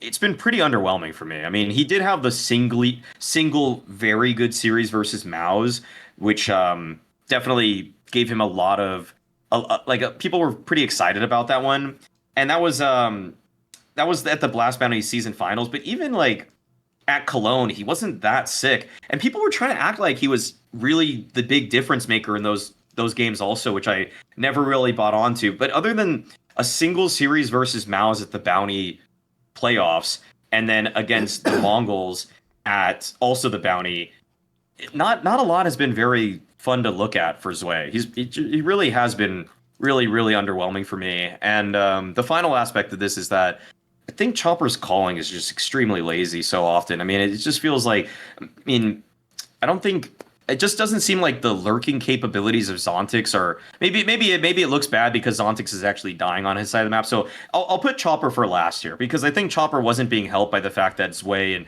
and Zontix were getting kind of just bodied in a lot of their positions. So it's hard when your extremity players are just losing ground so easily. But I'm keeping my eye on that one for sure. Like Zontix, I mean Chopper is definitely out of my top 3 in-game leaders for today. And whether that's just because his lurkers are griefing him or he's actually not the most proficient caller, I'll leave that one out. But yeah, I think Zontix and Zwei both have really failed to impress me recently. And I almost am just kind of in the camp now of just Tynir for either. I actually don't mind. I don't mind if they just bring him in. I know there's been a lot of debate whether or not, oh, maybe they should actually replace Zwei because he's playing worse than Zontix. Or should he just go back to the original plan of replacing Zontix? I'm kind of just I think either is going to be an upgrade. I think Tynir is just a better player than both of those guys. I think Zwei's like kind of going through this like period where he's kind of adjusting to this like top level. Like he went from playing, I would say like what tier 2, tier 3 Europe to like playing tier 1 now, and he's playing. It's not like he's just playing plumbers. He's playing like literally everybody in the top 5, 7. And it's a big change, like honestly. I think you can give him some more time, but how much more time? Not sure. I don't know. I think Tynir is definitely a major upgrade. Honestly, I think he's just really good, and he's been really good this year, and he's been just keep on proving it. So I mean, I think that definitely was Tynir supposed to go to Spirit sooner? I thought he was supposed to come in after EWC. The problem is that was only even then, I believe, like technically one of those rumors from like someone's Telegram. Yeah, they're all rumors. The issue rumors. is, but because everyone saw it, we all our brains took that as like the official date. So I don't believe they've ever actually said when he rejoined. Because I was like, I was so curious. Like after like when I watched Boss, I'm like, wait, why is Tynir not playing head? I'm like, what? Yes. I thought it was after EWC. I was just kind of going off what everybody else. And obviously there was also the thing where like then Heroic also said goodbye to him and all. So it looked like, right, does that mean he goes to Spirit? But as far as I know, that means he just finished in Heroic, but he hasn't started yet in Spirit or whatever. So who knows? I would assume it's going to start Pro League, like yes, that would make the most sense. Yeah, that's what I think I heard something similar to that, but I'm like everybody's hearing shit and stuff, so who knows. Yes. But I mean, I think Tynir would definitely help the team out. Like, I mean, I don't think Zontix is actually a bad player. I think he's actually been good for a long time. I mean, when you have all these different rumors going around and different things that are happening behind the scenes, like it's definitely hard to like stay like mentally in it, especially if like who knows what's gonna happen. Like who knows what the conversations are in Spirit. Maybe it is. Maybe not. It might not be Zontix. Like who knows? But it's hard to stay engaged. And I mean, obviously, if he's, lazy peeking this and lazy peeking that, it probably is going to be him. But it just is a hard thing to kind of deal with and like just still stay motivated for, the next like month to play with a team that, is kind of just going a different way. And like, I mean, any team is going to want Zontix. Like he's played, he's all of his experiences and accomplishments. I mean, he's just definitely proven himself as an anchor, and he's still, he's only 20 years old, which is actually crazy to think about. Yeah, but yeah.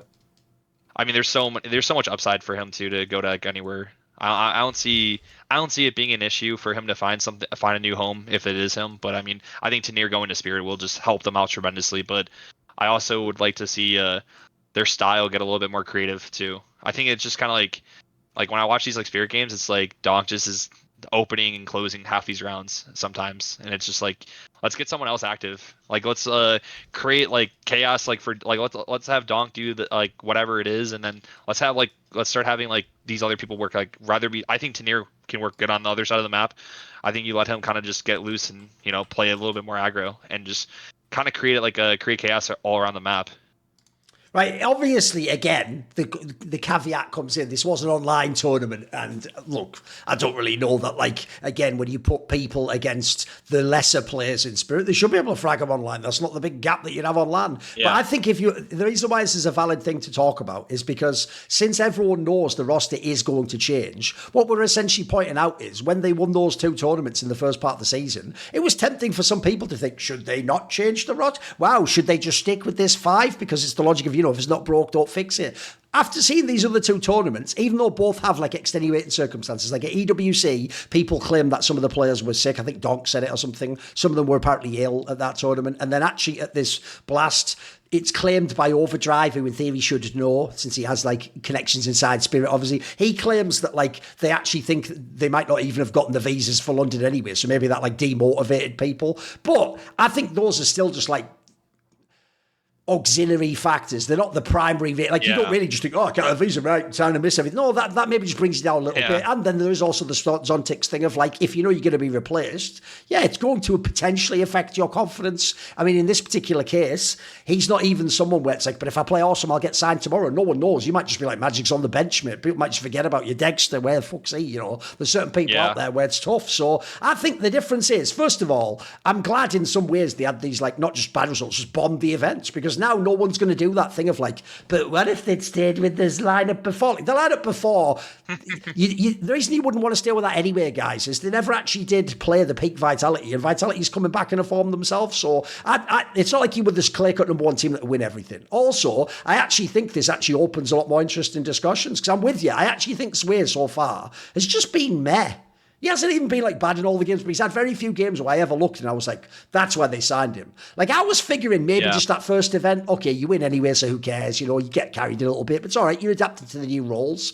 Mate, I've got to see it pretty soon. At the next LAN you're at, I've got to actually see, not what you've seen so far, I've got to see you cook a little bit more. Because the difference is, I was hoping I would get a bit more mechanical flair from this guy, and he'd win himself a few more rounds, or have the odd map. Doesn't have to be just the odd map where he top frags a side or T side or something like that, or has a sick CT hold. I haven't seen that so far. So right now, the reason it's interesting to me is this.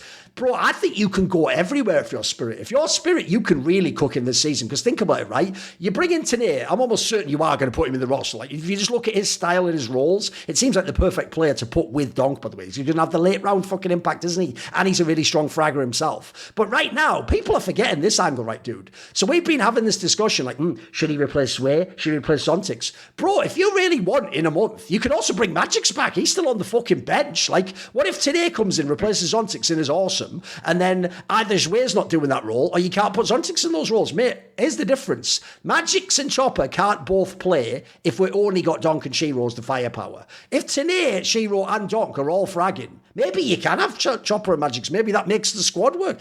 The difference is you have that luxury if you're Spirit. You've got 2 players that might be benched that you could bring in. So again, you can cook in those practices, mate, and just figure out what lineup works. So I actually think if you're Spirit, it's really exciting, even though, it's confusing because no one knows what the fuck's going on with the roster. The good news is the Tanir signing looks like a slam dunk. Now it's just about how do we round this squad out? What do we need to make the style work? So I'm with it. And I also do think as well, this is one of those areas where I feel bad for this Way guy in this sense. I feel like they never would have signed him if they knew they could already get the Tanir deal done, or if they could have got it done earlier. I feel like he got signed as a stopgap, maybe in case that deal didn't go through, and then it just did go through anyway. And now it's look, it sucks for you if you get added and you get benched after 5 events or something.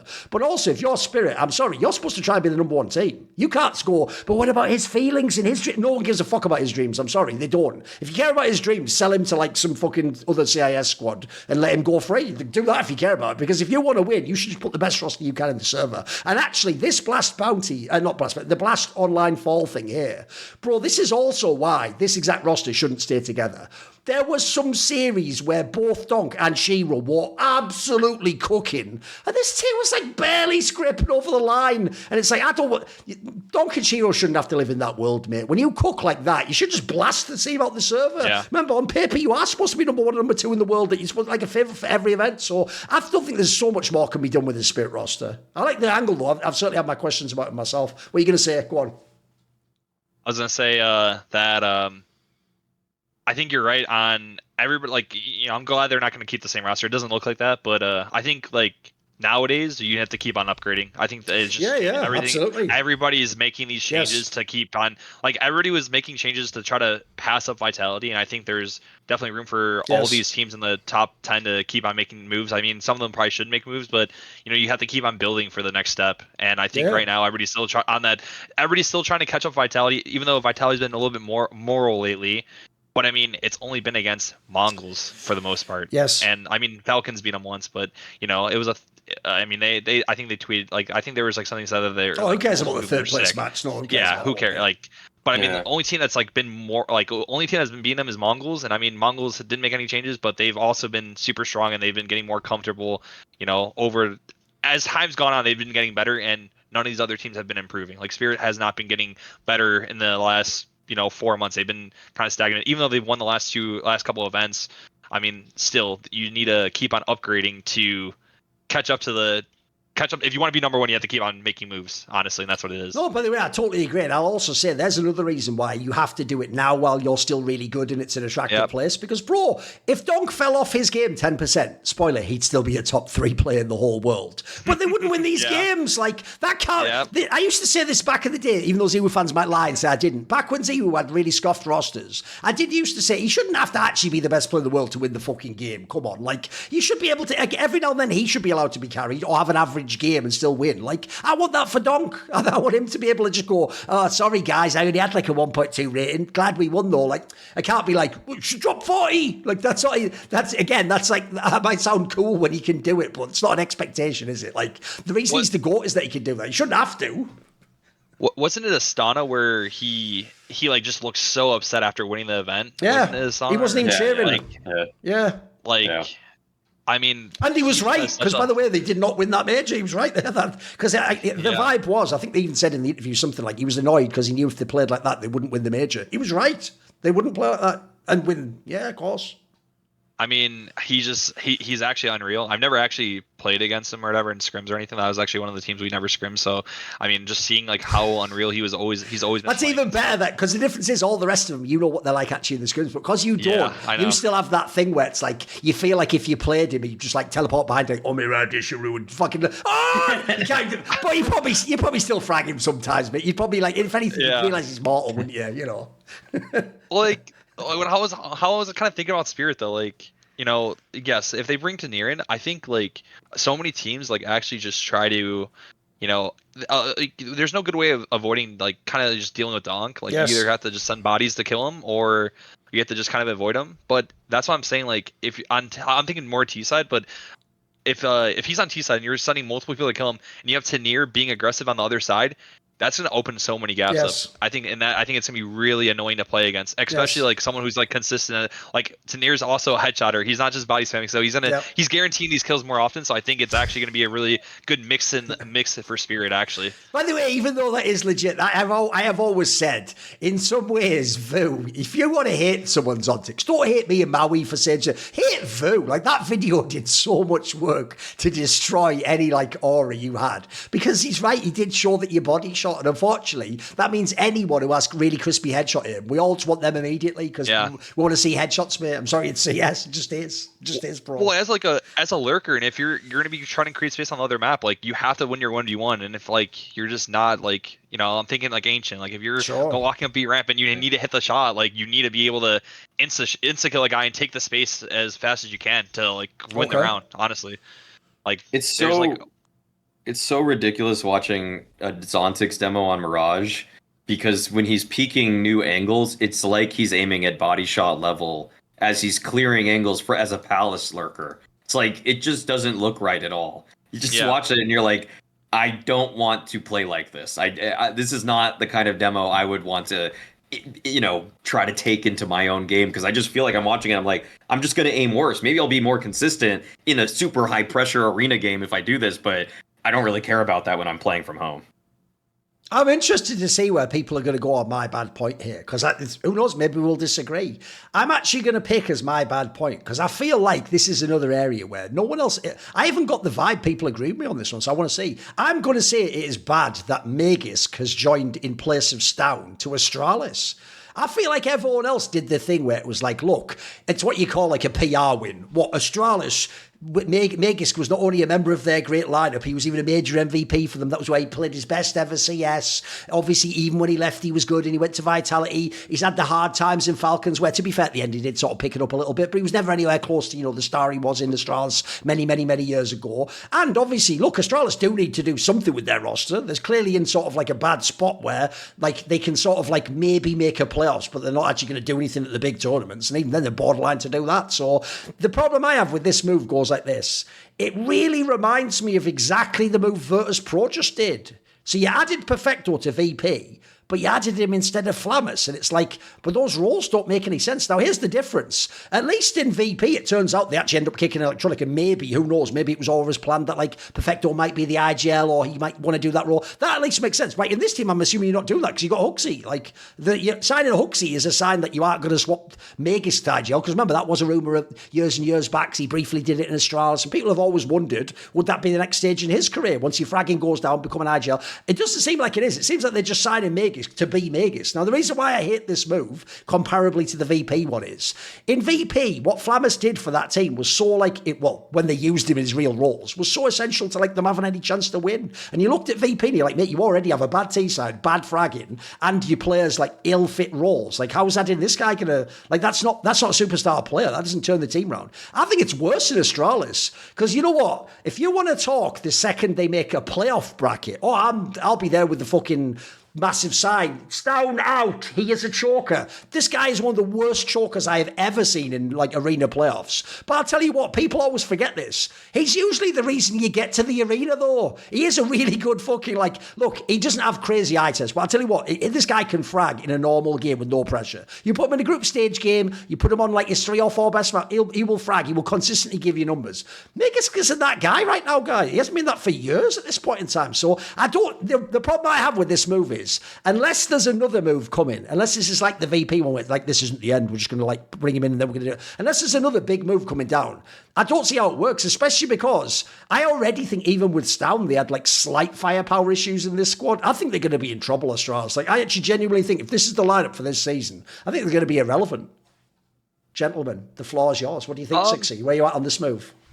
I don't think they'll be irrelevant. I think it will be interesting to see how the dynamic works a little bit, because I think Stair's going to be way more as a star, like their star rifler, right. And I think he's been taking over the role more and more. And like, I don't think stavn has been playing necessarily like poor, but I think Magisk kind of feeling like going in and taking over, I think could be interesting. Like, I mean, his experience is going to be good. Like, obviously they wanted a Danish player, like overall, like. So I mean, there's only so many to pick from, and I'm not really familiar with that kind of scene, to be honest. And I think there's a couple other teams in like that are playing. I think you have like there's a couple other teams in the scene. So I mean, if you're looking for someone that you're just kind of like, you don't really want to have to mold and just play, like Magisk is definitely the option to go with. And I think that it would not require as much work as then like, getting someone else that's like, still kind of like, a tier 2 player necessarily that might be better, but Magisk has also proven himself to be, good overall in the years. And like, I mean, like you said, he gets you to the arena. And I mean, if the other stars in the team can, carry, I mean, I think it'll be fine as long as he can hold his own. I think like you said, he played better at the NFL Falcons too. And, I don't really have like a big, thing on the move. I think it's not like horrible. I think Stair should be the more of the star, and I think Yabi's been playing really good lately, and I think Cxzi's actually been calling really well, honestly. Yeah, that's so fine. I think that it can be just better. I mean, Device is Device. Like, I mean, you can't really say, there's not much to really say about Device. He's just good. But I mean, I think with Cxzi's style, and I think maybe this could be something different. Maybe they just need a tune up, and maybe this will be it. Like if Stair was actually having like or stavn was having health, like like the health issues or whatever it was, and didn't want to, like, he needed to take a step back. Maybe that was like. By the way, on that, a little detail on that, since you brought it up, the reason I didn't mention that intentionally is, in theory, if he actually does have some sort of either mental or physical health problem, that means he has to step away. Yeah, of course, totally understandable. The problem is, you're playing for a team called Astralis. I will never believe for another second in my life ever about health problems. You have repeatedly abused that, not only for like this core, you even did it in the past with other players. So I'm sorry, if you're Astralis, you're in the wrong fucking team. Boy who cried wolf, mate. So on that one, we'll say it's possible, but who knows? That could easily just be a lie to come who up knows? and I mean, Who knows? Who knows on that one, mate?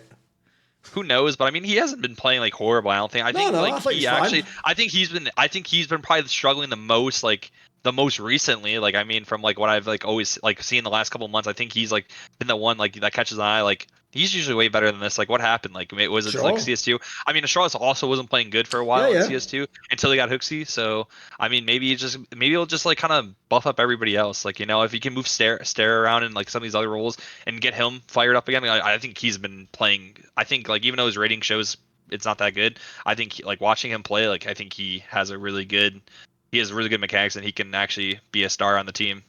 Put it this way, I don't want to make a whole separate thing because that would just become a giant sidebar. But all I'll say is this. When you say that, I don't blame you. When you say, like, but who else could you sign? I agree. If it has to be some unknown player from Ecstatic, I say, yeah, I wouldn't do that either. I'm just going to say this. Do you know the reason that people claim Blame F had to be kicked from Astralis? Because his roles overlap with stavn's. If you're Astralis, get out a pen and pad right now. I am sorry. How many zeros do you want? There you go, Blame F. Like, mate, that player could walk in tomorrow and frag from those roles. Like, he does it right now with Fnatic anyway. That's by the by. Well, I feel like nowadays you should be able to play like most roles. Like, I mean, like anchors aren't going to be like star roles, but like I feel like on T side, like there's not really a support player now. They're like, you have to kind of be able to do it all. So like, you have to like. I mean, it's good for Magisk to have that experience because I mean. He can kind of just fill into whatever he needs to, right? Like, I mean, I wouldn't be worried about him on like the lurks or whatever. Like, he knows what he has to do. He's been playing the game for so long. I think he can mesh in pretty well. But I mean, that's like why I don't think it would be necessarily to like bring in someone. You have to kind of catch up to speed, and like maybe it won't be as good. Like, I would have probably done the same thing. Magisk like would be the easiest option, the easiest way to fill. And I think he's, I don't think he's actually been terrible in the last couple months either. Come on then, Maui. Where you at on this one? It's tough. I mean, I think weirdly for Astralis, stavn was, when I look back at it, when this move happened, I was thinking to myself, like, wasn't stavn pretty good? But then his recent numbers have actually been all pretty bad. And I guess I hadn't been watching everything from Astralis as closely because, I'll just be frank, the Fisher event that they did pretty well at, I really was kind of checked out of that because it was only on Kick. But so the other events, when I saw him, I thought he looked pretty decent actually, so I was kind of confused by that. But I do have a gap in my knowledge because of that one event. But even at the Astana event, I thought he was pretty darn good. Like Astana was where I was like, oh, okay, this is working already. Cxzi is fixing things. And stavn's the benefactor of Cxi's improvements to the structure of this team. However, the last couple events have been bad to them. I mean, the esports World Cup and the bounty. The bounty they lost to Maus, which to me is not really a team you should be expecting to beat today if you're Astralis anyways. And it's just really curious. I can't really say with certainty that it's going to make the team absolutely worse. Because Magisk was actually pretty good for the last 3 or so events that he played with Falcons. Once he knew he was getting cut, it's like Magisk finally decided he was going to play well, and then he actually just started trying a bit harder. I made a video about Magisk and the replacement being like the Astralis recycling their players and everything, but it's a little bit more than that despite the clickbait thumbnail for it. I was really kind of thinking more about the fact that, I don't know, Magisk just seems like he needs motivation. I feel like I'm seeing this now with everybody on Falcons. It really does feel like this is kind of like what we got for VP back in 2017 or something like that, when they finally got that like $25K a month salary that was just absurd at the time for Counter-Strike players. Then they all just started playing bad. And I think that's still true in this day, even though $25K a month is still a crazy amount of money to make even today. Yeah. It's just that $25K a month is much more normalized for tier 1 teams, but the Falcon salary is so absurd that once you get that salary, you probably do start to take your foot off the gas a little bit. And I think that's affecting everybody on that team right now. Frankly, I think it affected Zonic. I think it affected Nico. think it affected Tessa's. Put it this way, because this is like, you're right, we've done this topic with VP before. Here's what my theory has always been about why it means at the end the teams get really bad.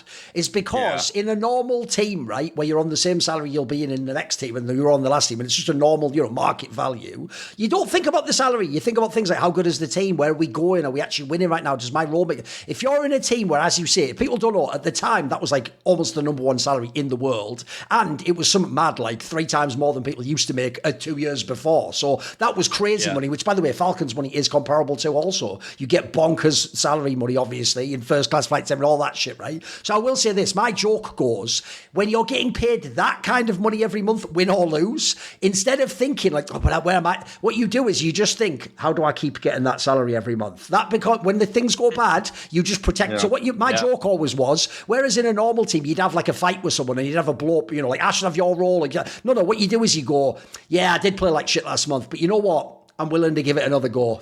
You just do that, because it's like every single month you delay getting kicked or replaced, there's another 50k or whatever it is. Like, mate, you only have to do a few of those and it fucking adds up. So in a fucked up way, I know what you mean. I feel like when teams like that are bad, everyone just sort of becomes selfish and just protects the crazy salary and tries not to be the one that gets kicked, which isn't the way a normal team functions. A normal team's supposed to be, like, where are we heading and what are we all doing with our careers, and is this allowing me to perform well? I feel like that's where money can, like, actually ruin a team in some sense, I mean, do you think that like when the whole Falcons, like when they bought this, like the heroic team, at least, like what it was, the core matches, when they bought that core, I mean, do you think that like they probably, like, Magisk probably knew down the line, and Dexter maybe. Oh, you meant the one this year, right? Yeah, like when they actually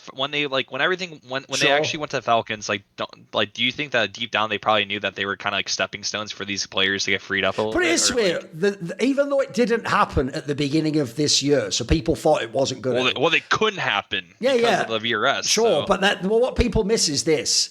All those rumours, as far as I know, last year about, like, maybe they signed Imfight and they maybe get this person, and maybe even fucking this player would join us. As far as I know, most of those are like they're not real in the sense that the deal wasn't almost done. But those are things that potentially they were interested in, they were thinking about, and maybe they'd even contact those people. So I do think, like, how it is in the scene, mate. Probably the biggest misunderstanding for casual fans is they really think that, like, when someone gets kicked from a team, you wake up and go, what the fuck? You at least hear the rumour. You hear it through a friend of yours if they're thinking of replacing you. Yeah. Or if they're like, if all of a sudden they're magically contacting someone, eventually the word gets back to you. You have a sense. And by the way, it can go both ways. Sometimes it makes you, fucking fight back against it, and it actually makes you play awesome on your way out. I've seen that happen in teams before. Sometimes it, like Dexter, I imagine, probably did that at last tournament. Sometimes it crushes people's morale, though. Think about it. It's like this Ontix thing we're saying. You're going to be replaced. And because of that, by the way, I'll even add in some other things. Sometimes teammates will be cynical to you. They probably won't even help you at that point in time, or they'll just sort of go, you keep playing that spot or whatever. So I don't think people understand, like, almost certainly they had to know they were going to get kicked. I mean, I always said the same joke. The second Kiyasuke joined and fragged out. If you're Tessus, mate, I don't care how you play. Start preparing mentally for the idea you might not be in this team next year. You just got to be realistic, haven't you? I rank Tessus pretty high, honestly. He's pretty good. By the way, he's another player I'd like to see in Astralis. Why don't they pick him up? That would be a good signing. Yeah. I mean, I just think that, like, I feel like for Magisk, for example, like, I mean, I feel like that core, at least when you got, like, especially when you introduce Nico, and then when you introduce Nico to the team, and then you have, like, I forgot who the other person on the team was. It was what? No, it was like when before Manesi signing, it was Dexter, Magisk, right? Dexter and Magisk, yeah. It was when they still had Magisk in that. I feel like it's pretty obvious that, like, you probably know that you're going to be out in the next 6 months when the VRS starts updating, everything like happens. Like, especially when you had the rumors of, like, even in January or whatever, that Manesi was going to meet up with Nico again, and like that they want to be together. And obviously at the beginning, things weren't going well with Falcons, like with Dexter and stuff like that. So you can always imagine that, and you see how fast they brought Manesi, and then you're like, oh, damn. And I would be worried if I was Magisk, honestly. Also, here's another reason why. Even though at the major it actually was Monesi and Nico who played like shit, well, they're not kicking those guys. They just got them and paid all the millions. Yeah. So also, if they're going to kick someone, again, if you're testing some Magisk, you're like, fucking hell. It doesn't even matter how well I play. Someone's getting kicked, and it's not them, is it? So it is. Yeah, I mean, it's kind of like one of those things where it's like you're kind of like a stepping stone for them to kind of get out of their situation. Yeah. But again, if you're a stepping stone that is being paid like 50k a month, you know what? Suck it up, Buttercup. You know what? Yeah. Make it work, mate. You know. He got his 50k a month for how long? Like, I feel bad for Tessus in the sense he won't get to play CS for a while. But you know what? I don't feel that bad for him overall. Oh, I'm sure their bench salary is good enough to where it's like crazy, comfortable. Yeah, I bet it's crazy. The joke is you probably get bench salary that's better than like starting players. So at that point in time, you are laughing. Well, usually it's half of your a lot of orgs in normal orgs, yeah. Yeah, so who knows what Falcons does? Maybe they do 75%. My suspicion is that they pay more. I actually think there's two. I'll very quickly give you a bit of it's not inside info, it's just speculation. I actually have the same speculation about Simple and Na'Vi. I think the part that Simple never told you, maybe we'll find out in the future if he ever comes on the show, I do an interview with him. I would speculate he had, because essentially what you're talking about, the meta of doing contracts where the default is you get half your salary if you get benched. Because most orgs know, we might have to bench you one time, it'd be silly. But here's the difference. You know how in the NFL, the same concept, they have guaranteed money and they have the non-guaranteed money, and obviously you don't give like a random running back guaranteed money because what if he like breaks his arm or something, then you fucked, right? But here's the difference: if you are the best running back, that's how people compete when they negotiate. If we both offer you the same amount of money, but I say I'll give you it guaranteed, you can stand with me. So I think Simple, had an insane contract where, because they never imagined Simple would ever get benched, I think he just got his full salary personally. I think that's why he's just being chilled for fucking 1 year. It's probably above it's definitely above that 50%. And he was making so much, it's like he could just chill. And then I would imagine the same thing with Falcons. If they really have got unlimited money, that would be a great way to get people to sign. Like, look, even if we bench you, you get the money. It's kind of a good selling point. Yeah, I mean, that's actually, I didn't really think about it like that, but no, you're right.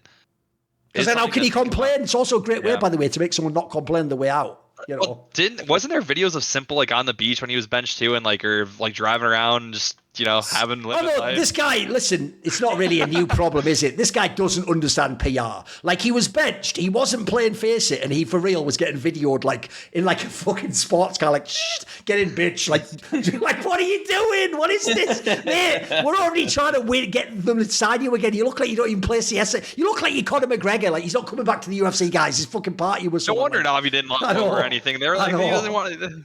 Yeah, and then people are like, why don't they just lower his buyout? Like, why the fuck would you? Why would you? Anyway, they're probably paying him. I don't know what his salary was, but they're paying him 50k a month to just sit at the beach. Nuts. It'll be something nuts. Yes, exactly. Right. Okay. Well, speaking of collaborations, getting the right mix together, how you play off each other. Did you know we have collaborated with one of our wonderful sponsors, Into the Air, because we've actually made a t-shirt in collaboration with them. It has on it, that little logo is actually the logo of the show we do with Richard Lewis, me, Monty Cristo, and Richard Lewis, the industry one called The Four Horsemen. So this is like a subtle collaboration, because aside from on the front where it has the little shield, the actual image on the back is like a cool-ass knight guy, like fighting a massive fuck-off dragon guy, because it's supposed to be like, that's who we are in esports. We're like the valiant knights battling the demon. I could do like a fucking Noel Jordan piece, like, hey, it depends what you mean by a horseman, eh? It's like you're fighting the dragon of chaos out there in fucking esports industry. Anyway, whatever. I'm working on that. I'm still listen. It's not quite there, Maui, but I was previewing it for the world. That's something there. If I work on that more, it's better than my Danish accent, put that way. So it's going to join my French accent, because I want to do a whole thing where I like analyze people on videos as if I was like a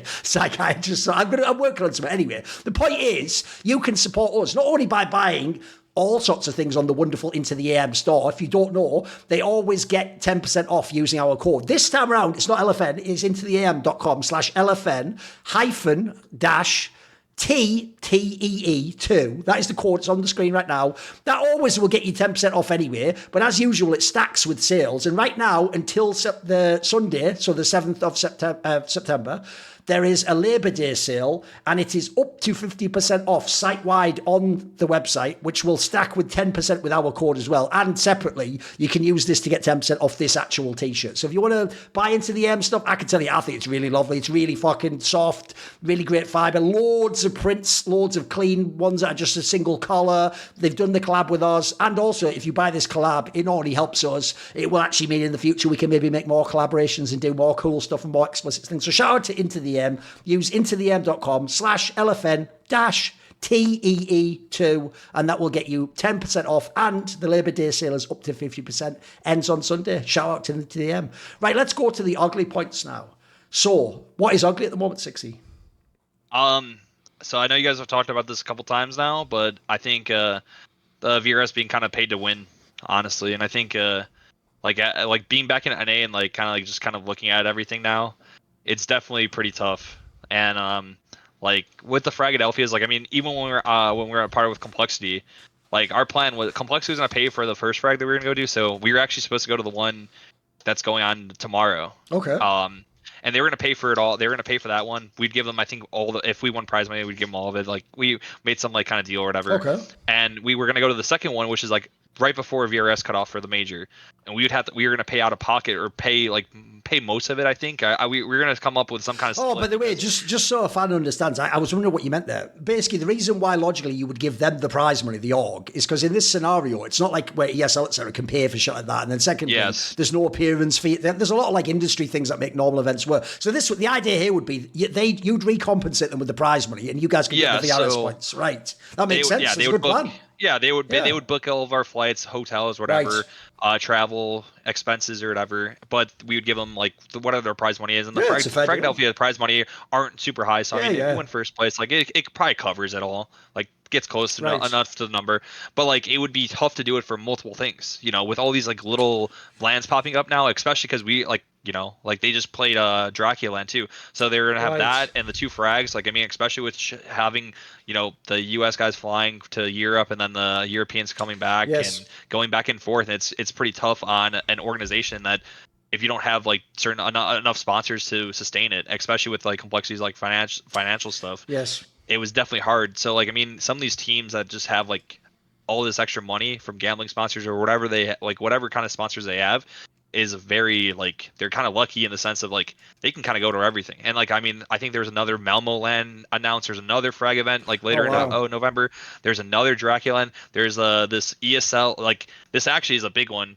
It's DreamHack, some like ESL sponsored event, and if you win the event you go to Pro League. Okay. Oh right. And okay. So it's like the old Challenger events, right? Yes, and this is right before I mean this is after the cutoff, and this is so it's a BYOC. Okay, imagine how much that costs for, and this is in Atlanta. The first one's in Atlanta, the second one's in I think Stockholm. But think about how much it costs for teams that bring their whole setup to play. You know, you have to bring your PC monitor, everything like that, on top of paying for your entry fee, on top of paying for flights, on top of hotel, and then you have like I think there's 6 teams signed up. There's like a couple random teams, like I don't even think there's orgs, and then there's FlyQuest Red, and then there's Big. Like, I mean, and that's all of the signups. I mean, right now I know there's gonna be it's pretty early on, still a month and a half away, 2 months away, but still like I think it's kind of just I understand like how why everybody values the VRS tournaments and like everything like that, but I think like there should be like kind of like better guidelines and like trying to separate. You have like you're gonna have all these European orgs send their teams to like just all these different frags. I mean that's good for like good for like the talent, like good to get better teams going, but also it's like taking away from VRS that like we can only like NA teams can only really get them from frags. I mean the online events there's not enough, and so there needs to be some kind of balance. I'm not sure exactly what that balance might include, but I think like you have like I think even for example you have Liquid going to like some random Polish land and they're literally gonna if they win 4 or 5 games they're gonna get 200 VRS and they can make the major. Like it's just like it's crazy in how like the little things can kind of pay off. And like I mean look at Passion, honestly, like they're pretty close to not being in the major as of right now. I mean they have to win at least a game at coming and one of their upcoming tournaments I think, but like they're at the bottom of the threshold too, and they didn't win a single game at the Dracula, and that kind of cost them more going there and losing the 50 VRS and honestly just like not playing at all. It's just kind of crazy on how it all works and like how you have to kind of value like going to every small LAN. Yeah, I mean this is a weird topic because I mean at times before I thought it was kind of neat that Fragadelphia would get some European teams to hop on over like NIP did for Frag Vegas famously in winning it. But now it's kind of gotten to a point where, and I thought it was kind of a neat one-off then, but now with the frequency and quantity of these lands, it really just feels like if you're not going to these, there's really no other way that you're going to actually make it into the major, which is still the biggest prize that any team can practically capture in the overall season. And so it has gotten to a point, like you said, where it's pay to win. It's just if you have like you can't like Valve really did ditch that. I mean, I don't know. There's that argument back in the day that's like people would just naysayers of say the Olympics would then say something like, "Oh, like you don't know. There could be some guy in Kenya that runs like insanely fast, and like we never know. So really, is he really the fastest man in the world? Because it's probably just somebody else. The numbers work against it. But now, and that was kind of the dreamer's way of viewing the RMR, the road to any major, is that there was some path where any 5 guys could assemble and make it happen. Bad News Eagles was a pretty classic example. One yeah, made it to a few of them themselves. But like that team now has zero chance. The team has absolutely zero chance to make it, and it's not even that they have zero chance because they won't play out a whole season together, because they will. Like those kind of teams will play together. They'll play the CCTs. They'll play the online events. But a team that plays now all the CCTs, but does well in them, but doesn't go to these LANs because they don't have the funds to do so, they're just shit out of luck now. It really has kind of hindered them. You look at, like, Bait is one of the higher ranked teams in the world according to HLTV, but they're not actually in this. They wouldn't qualify for the major tomorrow. They're not going to make it, which is pretty weird to me. Like when I look at Gentle Mates as being the 15th ranked team that's going to make it to the major, but then that was off of some Iberian tournament that they played. I remember like there was some I forgot what the name of it was, but it doesn't really matter, does it? You know, it's like they went to some tournament in Spain or Portugal. They won that, which had some weirdly big prize pool, and then they were able to leapfrog a lot of people. Okay, I think I found it. I think it's this Omen Roman Imperium Cup. Okay. Which I guess is because they beat Saw. They beat Saw in that, and then they were able to secure, because it was a LAN. They got first place at a $5,800 LAN that was only teams in Portugal and Spain. I'm just like, how does this happen? You know, like it's gotten out to the point. Yeah, I think they just need to adjust it again. So I think it's great that you're bringing it up, because it just feels like a point that, like, how I look at the teams that are near, like, higher up in the HLTV ranking, but then I look at the teams in the Valve ranking, and it's kind of different. You know, it's almost too different for me, because it just is like, oh, so we gave that much credence to a tournament that nobody watched, nobody really even knew it happened, but it's just that it was a LAN and it had a 4-figure prize pool. That just doesn't seem right at all. Yeah, I mean, like, also, it depends when you get these wins, too. Like, I think when we had our Bucharest run, it was the worst time to have a Bucharest run because of the fact that we missed the major. Like, if we would have done that event a week before, we would have been stage 3. Right. And wow, we would have been above Liquid. We would have been stage 3 at the major, and then on top of that, like, even with that run, like, there was no events to get invited to because of the fact that everything was done. Like, if we had a better major showing, we would have had. I mean, we would have probably had EWC and stuff like that. But I mean, for the most part, like, it's just like if you don't win at the right time, you're just kind of like shit out of luck for the season, honestly.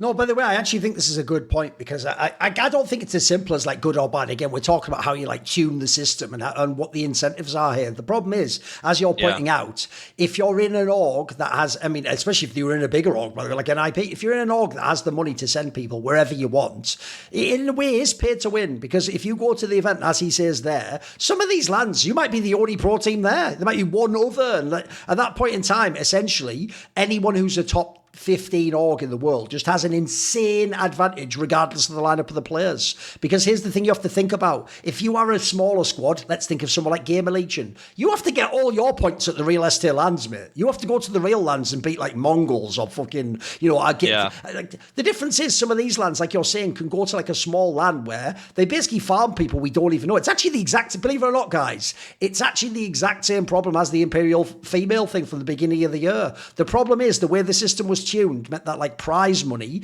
and LAN wins were over-tuned, and so even though they were going to a LAN where they were only playing other female teams, there was actually quite a lot of prize money at those LANs, and they would never lose at the time. They used to win every match. It just meant they did get way too many points, and the issue wasn't like, does that mean they shouldn't play? It was nothing to do with them being women. It's the fact that, like, the difference is, because that was a women's only tournament, there was no option for a Gamer Legion to go to that tournament and do the same thing. And so I do think that is a concern for me, because if Valve's whole thing really really is, like Maui says, which I do think is Valve's philosophy. We care basically more about players than about orgs, and orgs are allowed to exist, but really we want like just the best players to qualify. That's if you want an egalitarian system, this is the opposite of it, because it's about the rich get richer. If you have, the joke here would be, if you're an IP, if you don't even win the Philadelphia LAN, you should just go to the next small LAN as well. You can just keep doing it, mate. Whereas again, like some tier 2 online team where they have to like get to a LAN where they get paid by the organizer, or they have to win a certain amount of prize, they're not going to be able to go. They're automatically going to be discluded from going. And I'm sorry, it is not reasonable to suggest the pro players themselves should foot the bill for it. That is a stupid circuit. Like, by the way, we already have fucking people, teams lose money, tournaments. There's no point in the pros losing money as well to be professional. Like, I would hope that point in esports is like 20 years in the past at this point. Then also, I'll just throw in there, another problem that I have in general, this actually hints to a bigger problem. Isn't one of the biggest problems anyway that Valve's over-respected prize money, and it means that if someone just puts loads of prize money in there, it's why that whole thing just happened recently, when there was that big drama about Mongols, where everyone was going. You shouldn't say that this is their first big S-tier tournament, though, because technically Yala no, it wasn't. Yala Compass was never an S-tier. If Yala Compass is S-tier, there's no such thing as an S-tier tournament. That means nothing. You've taken a term which actually comes, as far as I know, from stuff like, I know in esports it used to be from Korean StarCraft. S-tier, by the way, was a synonym for elite. It meant you were like uber. You weren't even just a good pro. You were like the best of the best. If Yala Compass is S-tier, then you've just made the category at the top too wide. Like, I'm sorry, I Am Cologne is a million times better than Yellow Compass, but they're both just S-tier. So already you can see how this is a problem, in my opinion. You need to tune down the prize money bit, or make it like the prize money only activates a certain amount of points when a certain number of top-ranked teams go or something. Have something like that where there's like a fair balance. Because I do think at the moment, I think people are going to get more cynical if there's systems like this, Cxzi. I think people will find the most obscure lands, like you said, like random land in Poland. But if you know no one else is going, why not just go and clean up? I remember Graham was talking to Sponge and when we were going to Melbourne, and he's like, here's what you do: you just have in your backyard just a Australian land, just put $5,000 or whatever to make a prize pool, and just farm up the VRS for Australia, like the Australian teams. No, in theory it would work. Yeah, absolutely. You could do that. Yeah. Like, and Messi also even told me, it didn't end up happening, but like, maybe we even go to like the Joker's UK lands that I know about, like maybe we go to Epic Land or something. If they have the prize money, fuck it, go and farm the points, innit? Because again, it's easier to get those points than playing like a real tournament, of course. We talked about that too. I mean, it's just kind of crazy. Like, I mean, I don't think like, obviously this was the idea that they created, but I think when you take out the RMRs, I think this is like what kind of happens. And I mean, like the frag that's like going on this weekend, you have Odic there and Fluxo there, and you have like a couple of US teams, and you have NiP, and you have NRG, you have Marsborn, you have Getting Info. Like, I mean, yeah, like that's cool. Like you have Odic and Fluxo there, but those guys are like they're probably better than like I mean, NRG probably can play close to them. They just signed Sonic, so who knows? But I think like overall, like NiP's probably gonna win the event. They're gonna get like 200 VRS, and you have like the Brazilian teams that are probably gonna just this event should put them in the major at this point now. Oh right, I see, because of the spots, right? And then you have the next like, my whole thing is like I don't really care about the Americas going, like Americas is fine going. Like I think the thing that kind of sucks is that for the next frag you have like I think like 12 European teams there or something like that. Okay. And the quite honest truth, you have what the hell? I mean, like you have so many European teams. You have Big and Shark Stall, Inner Circle, OG, Zero Tenacity, 500, Fnatic, 9Z, Eyeballers, Metasport. That's some of the European NiP. You have so many European teams going there, okay? And you have like the American teams. I'm sorry, but there's no team in America that's gonna beat any of those guys. By the way, two other things. One, listen, it's an obvious angle. I'm sure Maui agrees, so I'll throw it out there. Please sign up to one of these LANs BC game. Come on, at least give us that. At least go and shit on some shit LAN. Let's go, let's get let's get another MVP for Simple or whatever. Anyway, the other thing is, more seriously, by the way, another real concern I have about this goes like this. Right now, a lot of really good tier 2 teams are from the CIS region. They're going to have a way harder time attending some small LAN like this. Think about their visa issues. Remember, they have that whole thing where they have to count the days when they're in like that Schengen area or whatever. Like, it's why actually Spirit themselves sometimes have to skip events and don't always know if they're going to make it. So I feel like it just makes a massive advantage for Central European and American teams too. Well, yeah, because if they want to play all the events and like if they're gonna go to every tier 1 event, like they can't be. They won't be only able have, to. 90 days. Yeah. I think they can get visas that are a little bit longer, but I mean for like even for us like in the U.S. like we can only be in Schengen for 90 days at a time. I mean, And you have to usually what count they do is that just go shit. to You're really careful, right? Yeah. Yeah, I mean, Grandma was always keeping track of that, but I think like the bigger thing is like a lot of them do is as soon as they can, they just go to Serbia, or they like try to switch off between like UK, Serbia. Right. So they usually don't get. I mean, I've only heard like even still in Europe the Schengen Day thing is like it's still kind of just all on the passport. It's not electronic yet. As soon as it switches to electronic though, you can't go over. Like people still go over now, but I mean you don't get caught usually. But you can get banned, and then your career's over. No, then you're fucked. Yeah, absolutely. Yeah. By the way, pro tip for anyone who's a pro player: even if you can get away with it, the problem is the one time you don't get away with like real countries in the border, you just get banned for like 10 years or 5 years. So like you don't want to risk that one. Let me just put it out there. That's not the one you want to risk. I'll tell you right now. They've been trying to put the ETA thing on for Europe for years. Like I heard it was supposed to be over this player break, and then I heard they delayed it again until 2026. Who knows whenever it will happen? Sure. I mean, Australia visa, they're pretty strict on like their stuff, and I mean, they do a pretty good thing. But I mean, Europe is just they just let you walk in, and they don't really keep track of anything. Yes. Okay, Maui, what is your ugly point? I'm spinning a roster move recently, and I've just put it in ugly because it's kind of a weird and desperate move, but it's one that I feel like isn't being talked about at all. Like nobody really cares that this happened, but I'm bringing it up because I just want I want to hear what you guys think this means for the future of this team and player. So in what was a almost entirely disregarded headline the other day, MIBR removes safe, and they're bringing in Klim, this G2 academy player. I looked a little bit at Klim. It's not really about the move entirely for safe or Klim. The angle that I have for the whole move is why is this like that, bro? This is why people are too memeable. Why is it like MIBR, another Brazilian org, was like, hey, we should just do what they did. Get us molodoy. We had molodoy at home. Welcome. It's like the same fucking move, isn't it? What are you doing? What are you doing? This is whack. I don't know. What is this? Yeah. No, it's total. It doesn't make any sense at all. But I mean, so they're bringing in this Russian player Klim, who, as far as I know, does not speak Portuguese. And I feel like it's a safe assumption.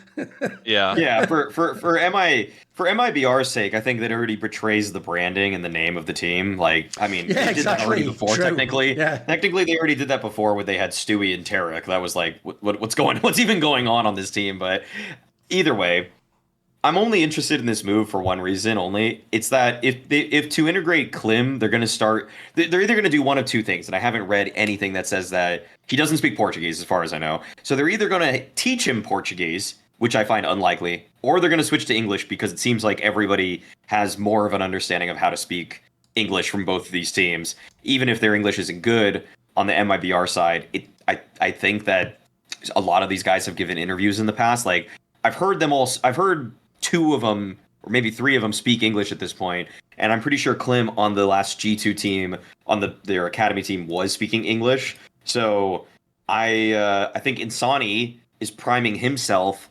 to potentially leave, and I think that's my whole interesting angle here for MIBR, because I don't think anybody really cares that much if BR and Azan or Nyx make the leap. Really, like they're not really prospects right now. But Insani is the guy that has been on the tip of everybody's tongue regarding Brazilian CS for the past 3 years, arguably. Now, with him playing on an international team, in air quotes, because they're speaking English, it opens up that door for him. So I don't like this for MIBR. I think this is going to lead to them losing their star player. But I feel like this is actually kind of a good thing in the long term of Tier 1 Counter-Strike, as I hope that it primes Insani to say, okay, I am comfortable making the leap to a different kind of squad. I mean, like, I think that MIBR definitely need to change something. I mean, like right now they're barely making the major still. I think. I mean, they're still. I mean, as of right now, how it stands, I think they're still in a pretty. They should be making it probably 100%. But I mean, if people start winning, if the wrong teams win, the wrong teams win, they can easily be out. I mean, they're just struggling as a whole. I mean, I think they've had a really tough, like, season overall. I mean, they beat they beat the people that I feel like they should beat, but they just have not been able to get over that level that they need to be. And I mean, they try to make some changes and stuff like that. It just hasn't worked. I mean, to be honest, they've all been struggling as a team. Like the only person that hasn't been struggling is Insani. And from what I understand from the move is that they are speaking English now. Like I'm 99% sure about that. Mm-hmm. I mean, I think they're just kind of seeing what happens. Like, I would have liked to see them like make maybe another change because I mean, like to be honest, like they're just struggling. Like you need to throw some stuff at the wall. Like kind of do what FURIA did. Honestly, like I don't know I don't know exactly what the move is, but you need something like another. I think you need another change to actually like really change something. I mean, your opera can make a big difference in the game. I mean, obviously like opera's a very important role, but I mean when you have 3 people like at a 0.8 or 0.9 or lower, I mean, there's definitely other issues involving the team. I think the guys on MIBR are actually like all pretty good individually. Like they're not bad players. I think that like there's some kind of like they're just not clicking, and that's all it is. Maybe you just need to like change some spots around, see what's going on. Maybe that can fix it. Maybe they've been doing that already. Who knows what it is to fix it? But I mean, I don't necessarily think the move's like horrible. I think like something needed to change. And I think bringing in a European opera could be that like move that actually maybe it does fix some stuff for a little bit. Now they find the new problems that are created from having like a better opera. Like, I mean, there's always something to fix on a team, right? Like if you ever bring a better opera in and who's dominating, and then there's other gaps that you can find in your defense or offense that you need to work on. Like rather be certain space that you need to be able to take, or if people are struggling in certain spots and when they should know if to take a gap or not. So it's like it's good for them, I think.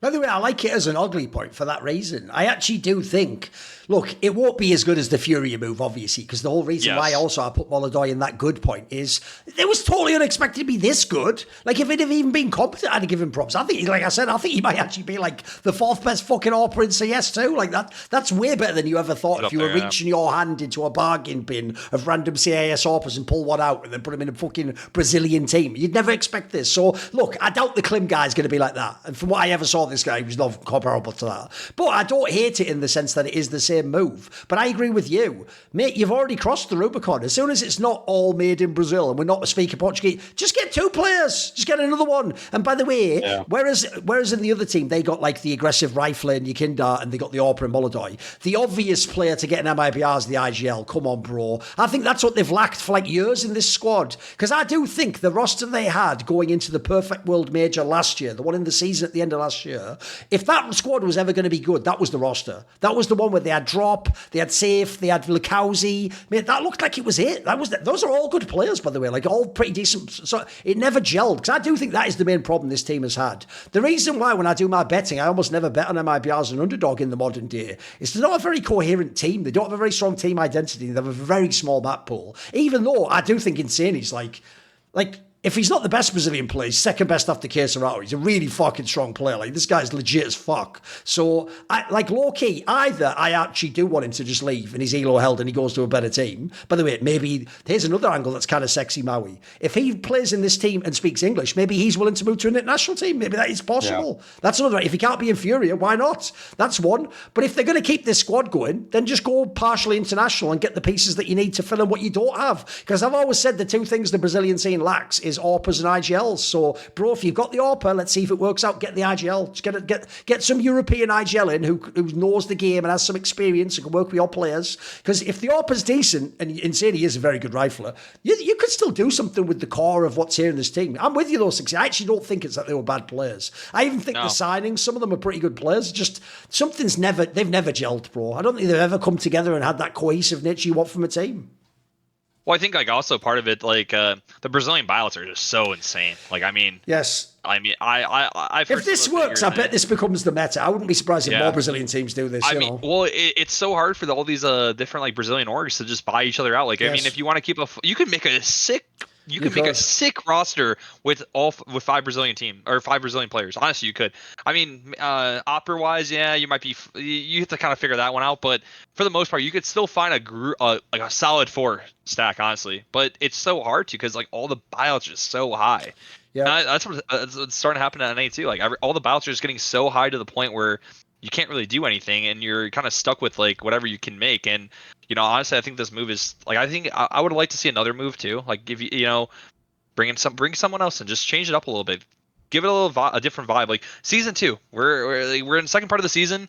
There's something else out there. Like I mean, I don't think have they even really played events like any LAN events? I don't think so. I think they fell down so far in the VRS. I don't think they haven't they have like CS Asian Championship after the major cutoff, which I mean they should still make the major, but they don't really have any events. Like to be honest, they have one LAN event that's in Brazil, and it's a bunch of like different. It's all basically Brazilian teams, but I mean, like they're kind of like might as well throw something out there, see what happens. You have time. You have this time to play these online events and just kind of like I don't want to say coast, but just try out something new and like you might as well throw something at the major. Like you're almost guaranteed the major spot at this point. So as long as you just like win a couple more games, like you just don't fall too low. So why not just try something else? Like throw something out like FURIA did. Like who knows? Maybe they find the next maybe they find someone that can like start unlocking the other parts in the team. Because I mean, like I said, I don't think they have a bad team. I think they're just not unlocking each other overall. True. Okay. Right, we'll go to the last point of the show now. And this is my point I want to bring up with people. Since it's ugly, so it's not good, it's not bad, I want to see where people have come down this one, which is it's actually a player that was mentioned earlier, and I wanted to get everyone's take, because I actually do think this is a really divisive player. It is the AWP of Mongols, it is 9-10. I actually find this one of the hardest players to like both evaluate, like how good is he as an AWP? Because I even think his style of play isn't like traditional, sit back and just shoot 3 people as they come into your crosshair over and over. Like he has that thing where he does seem like he's fucking super hyphy and trying to move around and do all crazy fucking repeaks all the time. And my problem is, like, when Mongols was just like, oh, it's cool, they might get out of group stage, probably won't do if they play, then it was fine for him to be in this team, obviously. Like, that's the level they were all at. The problem now, I think, in this team is, first of all, the team itself is the best they've ever been. Like, they've cracked the top 3 for real. Like, they've been in all these finals, they've won a massive, they've got scalps off big teams finally. By the way, Cxzi seems like he's gotten completely over his choking issues, Blitz is dope. My problem is, for me, I feel like in their team, Techno, by the way, was just a fucking MVP. I think the 2 players I look at in their squad is Mouisinho, because he, like, last year he showed some potential he hasn't lived up to this year for me. And then 9-10, I just feel like if you, bear in mind now, the premise for Mongols should be, can they win more events? Can they, like, beat these top teams again? It shouldn't be a fluke now. It should be like, you're right there with them. This is the player where I sometimes wonder if he's going to be their problem child. Because I sometimes see games where he just gets completely out of it, mate. And he's just like, and he's not the player, by the way, who plays, like, safe if he's having a bad game and just farms. He'll still just go for all the crazy players, mate. He's kind of got that fucking, like, just brawl style of AWPing for me. So I want to know where other people see this guy, because everyone talks about Mongols as a team at the moment, but we only focus on certain players. I feel like this is the player no one really discusses, and in a scene that doesn't have many AWPers, we have to pick from someone. So where's he at for you, Cxzi? What do you think of 9-10? I think 9-10 is pretty good. I mean, I think he's in that conversation as a top 5, maybe even 6 hopper. I mean, if you run it all, like probably 6th or 5th in the world for opping. I mean, I think he just gets the kills he should. He doesn't really miss shots. So if you run into him, he's gonna get the kills. I think that the one thing that's like nice is what you said is even if he's not playing super good, he's still kind of playing the way that his team wants him to play. Like, I mean, Mongols are a team that are in your kind of face a lot, and they like going for things and stuff like that. So if you have an opper, if he's struggling, or if you have any player that's struggling, and they're not going to play the same way, they're going to play more passive or whatever, that's just going to kind of screw up the whole team dynamic. Like, you have to kind of like, you have to have ways of dealing with that, but also just you have to kind of like play the own game so your teammates kind of know like what like they have to feel comfortable too, right? You can't just like change your style because you're not playing well. You have to kind of just sometimes to force it, but know when to force it and when not to. That's like the more challenging part. I mean, I think Mongols, I always thought 9-10 was, one of the better players on the team, but everybody seems to be surpassing him now, honestly, on that team. Everybody's been picking up the slack. Like, Techno has been legit insane lately. And Blitz, honestly, as a fragging IGL, like, I've seen really this good, guy's been doing... It's probably the best. He's been doing some crazy things, and, like, honestly, like, everybody on the team's been playing good. That's why I think like their style is just really good on, like, especially on CT sides, with how like they kind of just trust people to just hold the site with 2 people. Like, I don't know if you ever noticed it, but like they don't really gamble stack. They just leave 2 people there. All right, you guys take care of it, and it's been working. Everything's been kind of going as planned for them.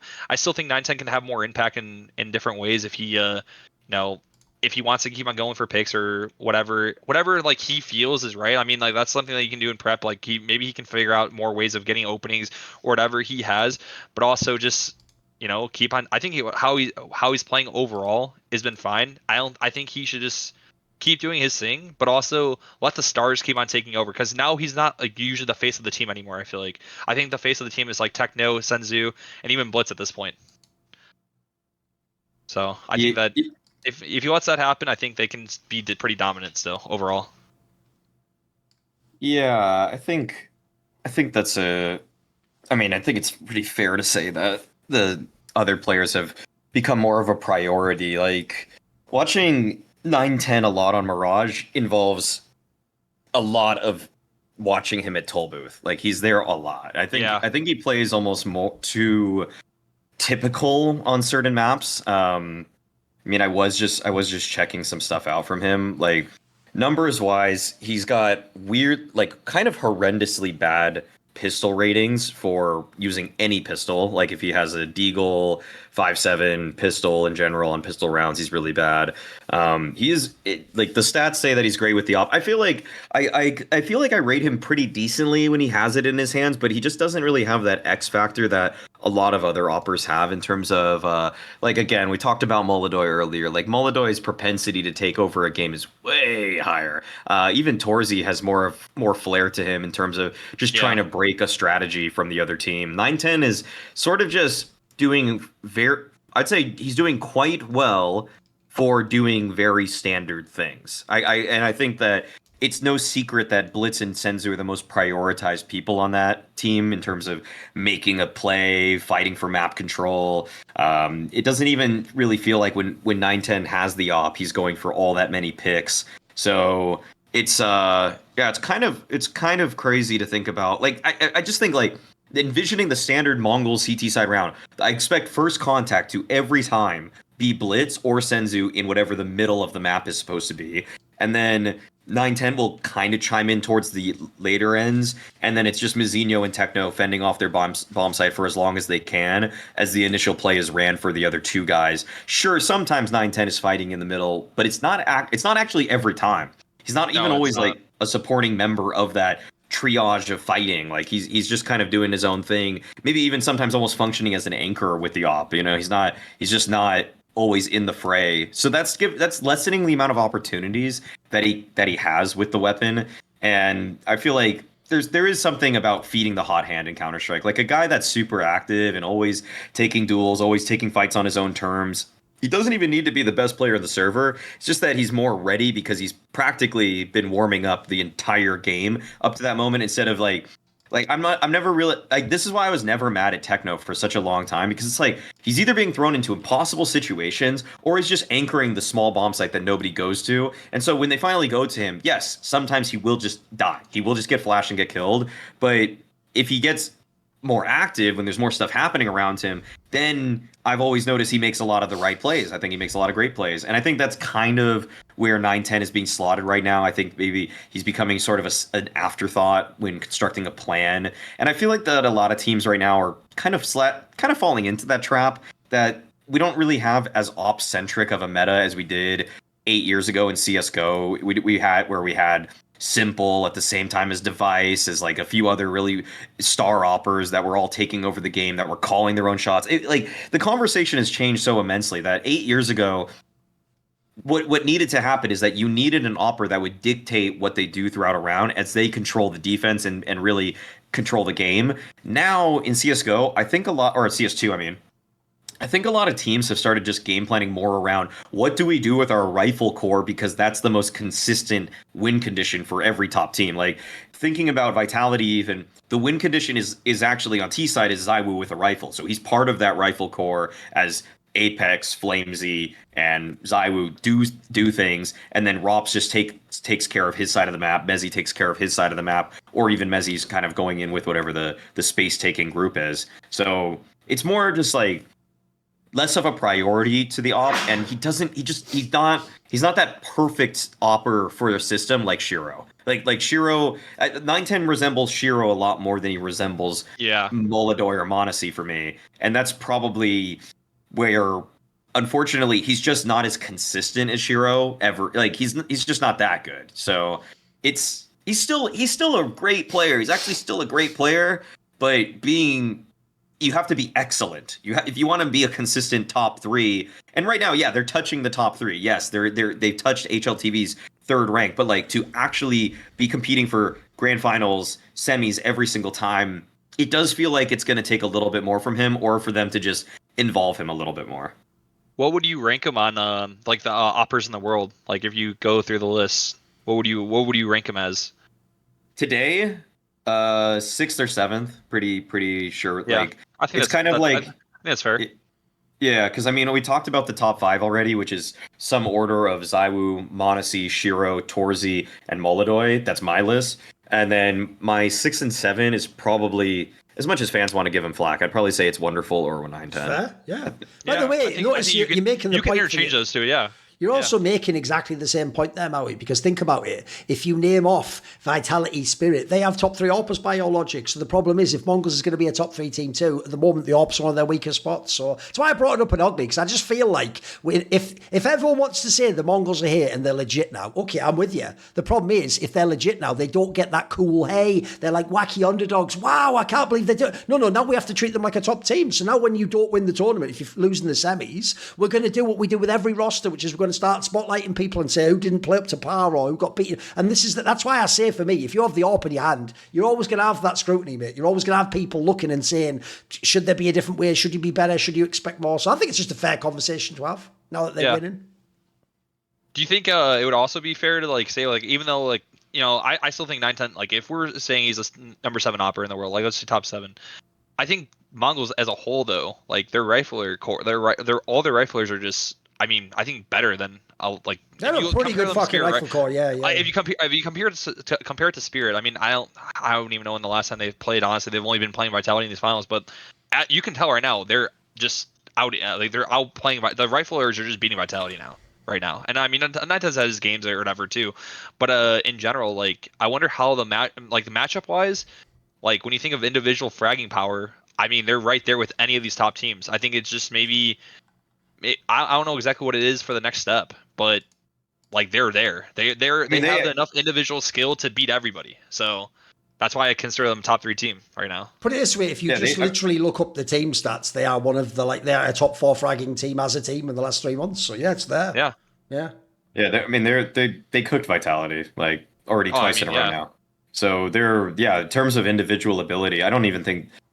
I mean, some of it, I could say there were some decent calls, but like, yeah, there were good calls actually. But I mean, Vitality has some good ones too. So if I put the players head to head, I think there's a strong case. I mean, it really is kind of like peak of any team in terms of the rifle core. It's hard. Okay, it's really hard to judge versus Donk because Donk is actually still just light years ahead of every other rifler. So yeah, last time they even played, when Mongols did play Spirit, Donk kind of he can just run them over. Like he can just run over a lot of people though. So I'm not really too concerned. But if I take them against like a real regular team like Vitality, it's more spread out in terms of talent. Yeah, they totally match up to them. In fact, I would even say right now, you know, give me the peak if you say peak rifling ability of say like Senzu Blitz, because he actually puts himself out there as one of their best riflers, and then take your pick between Techno or Mizinho.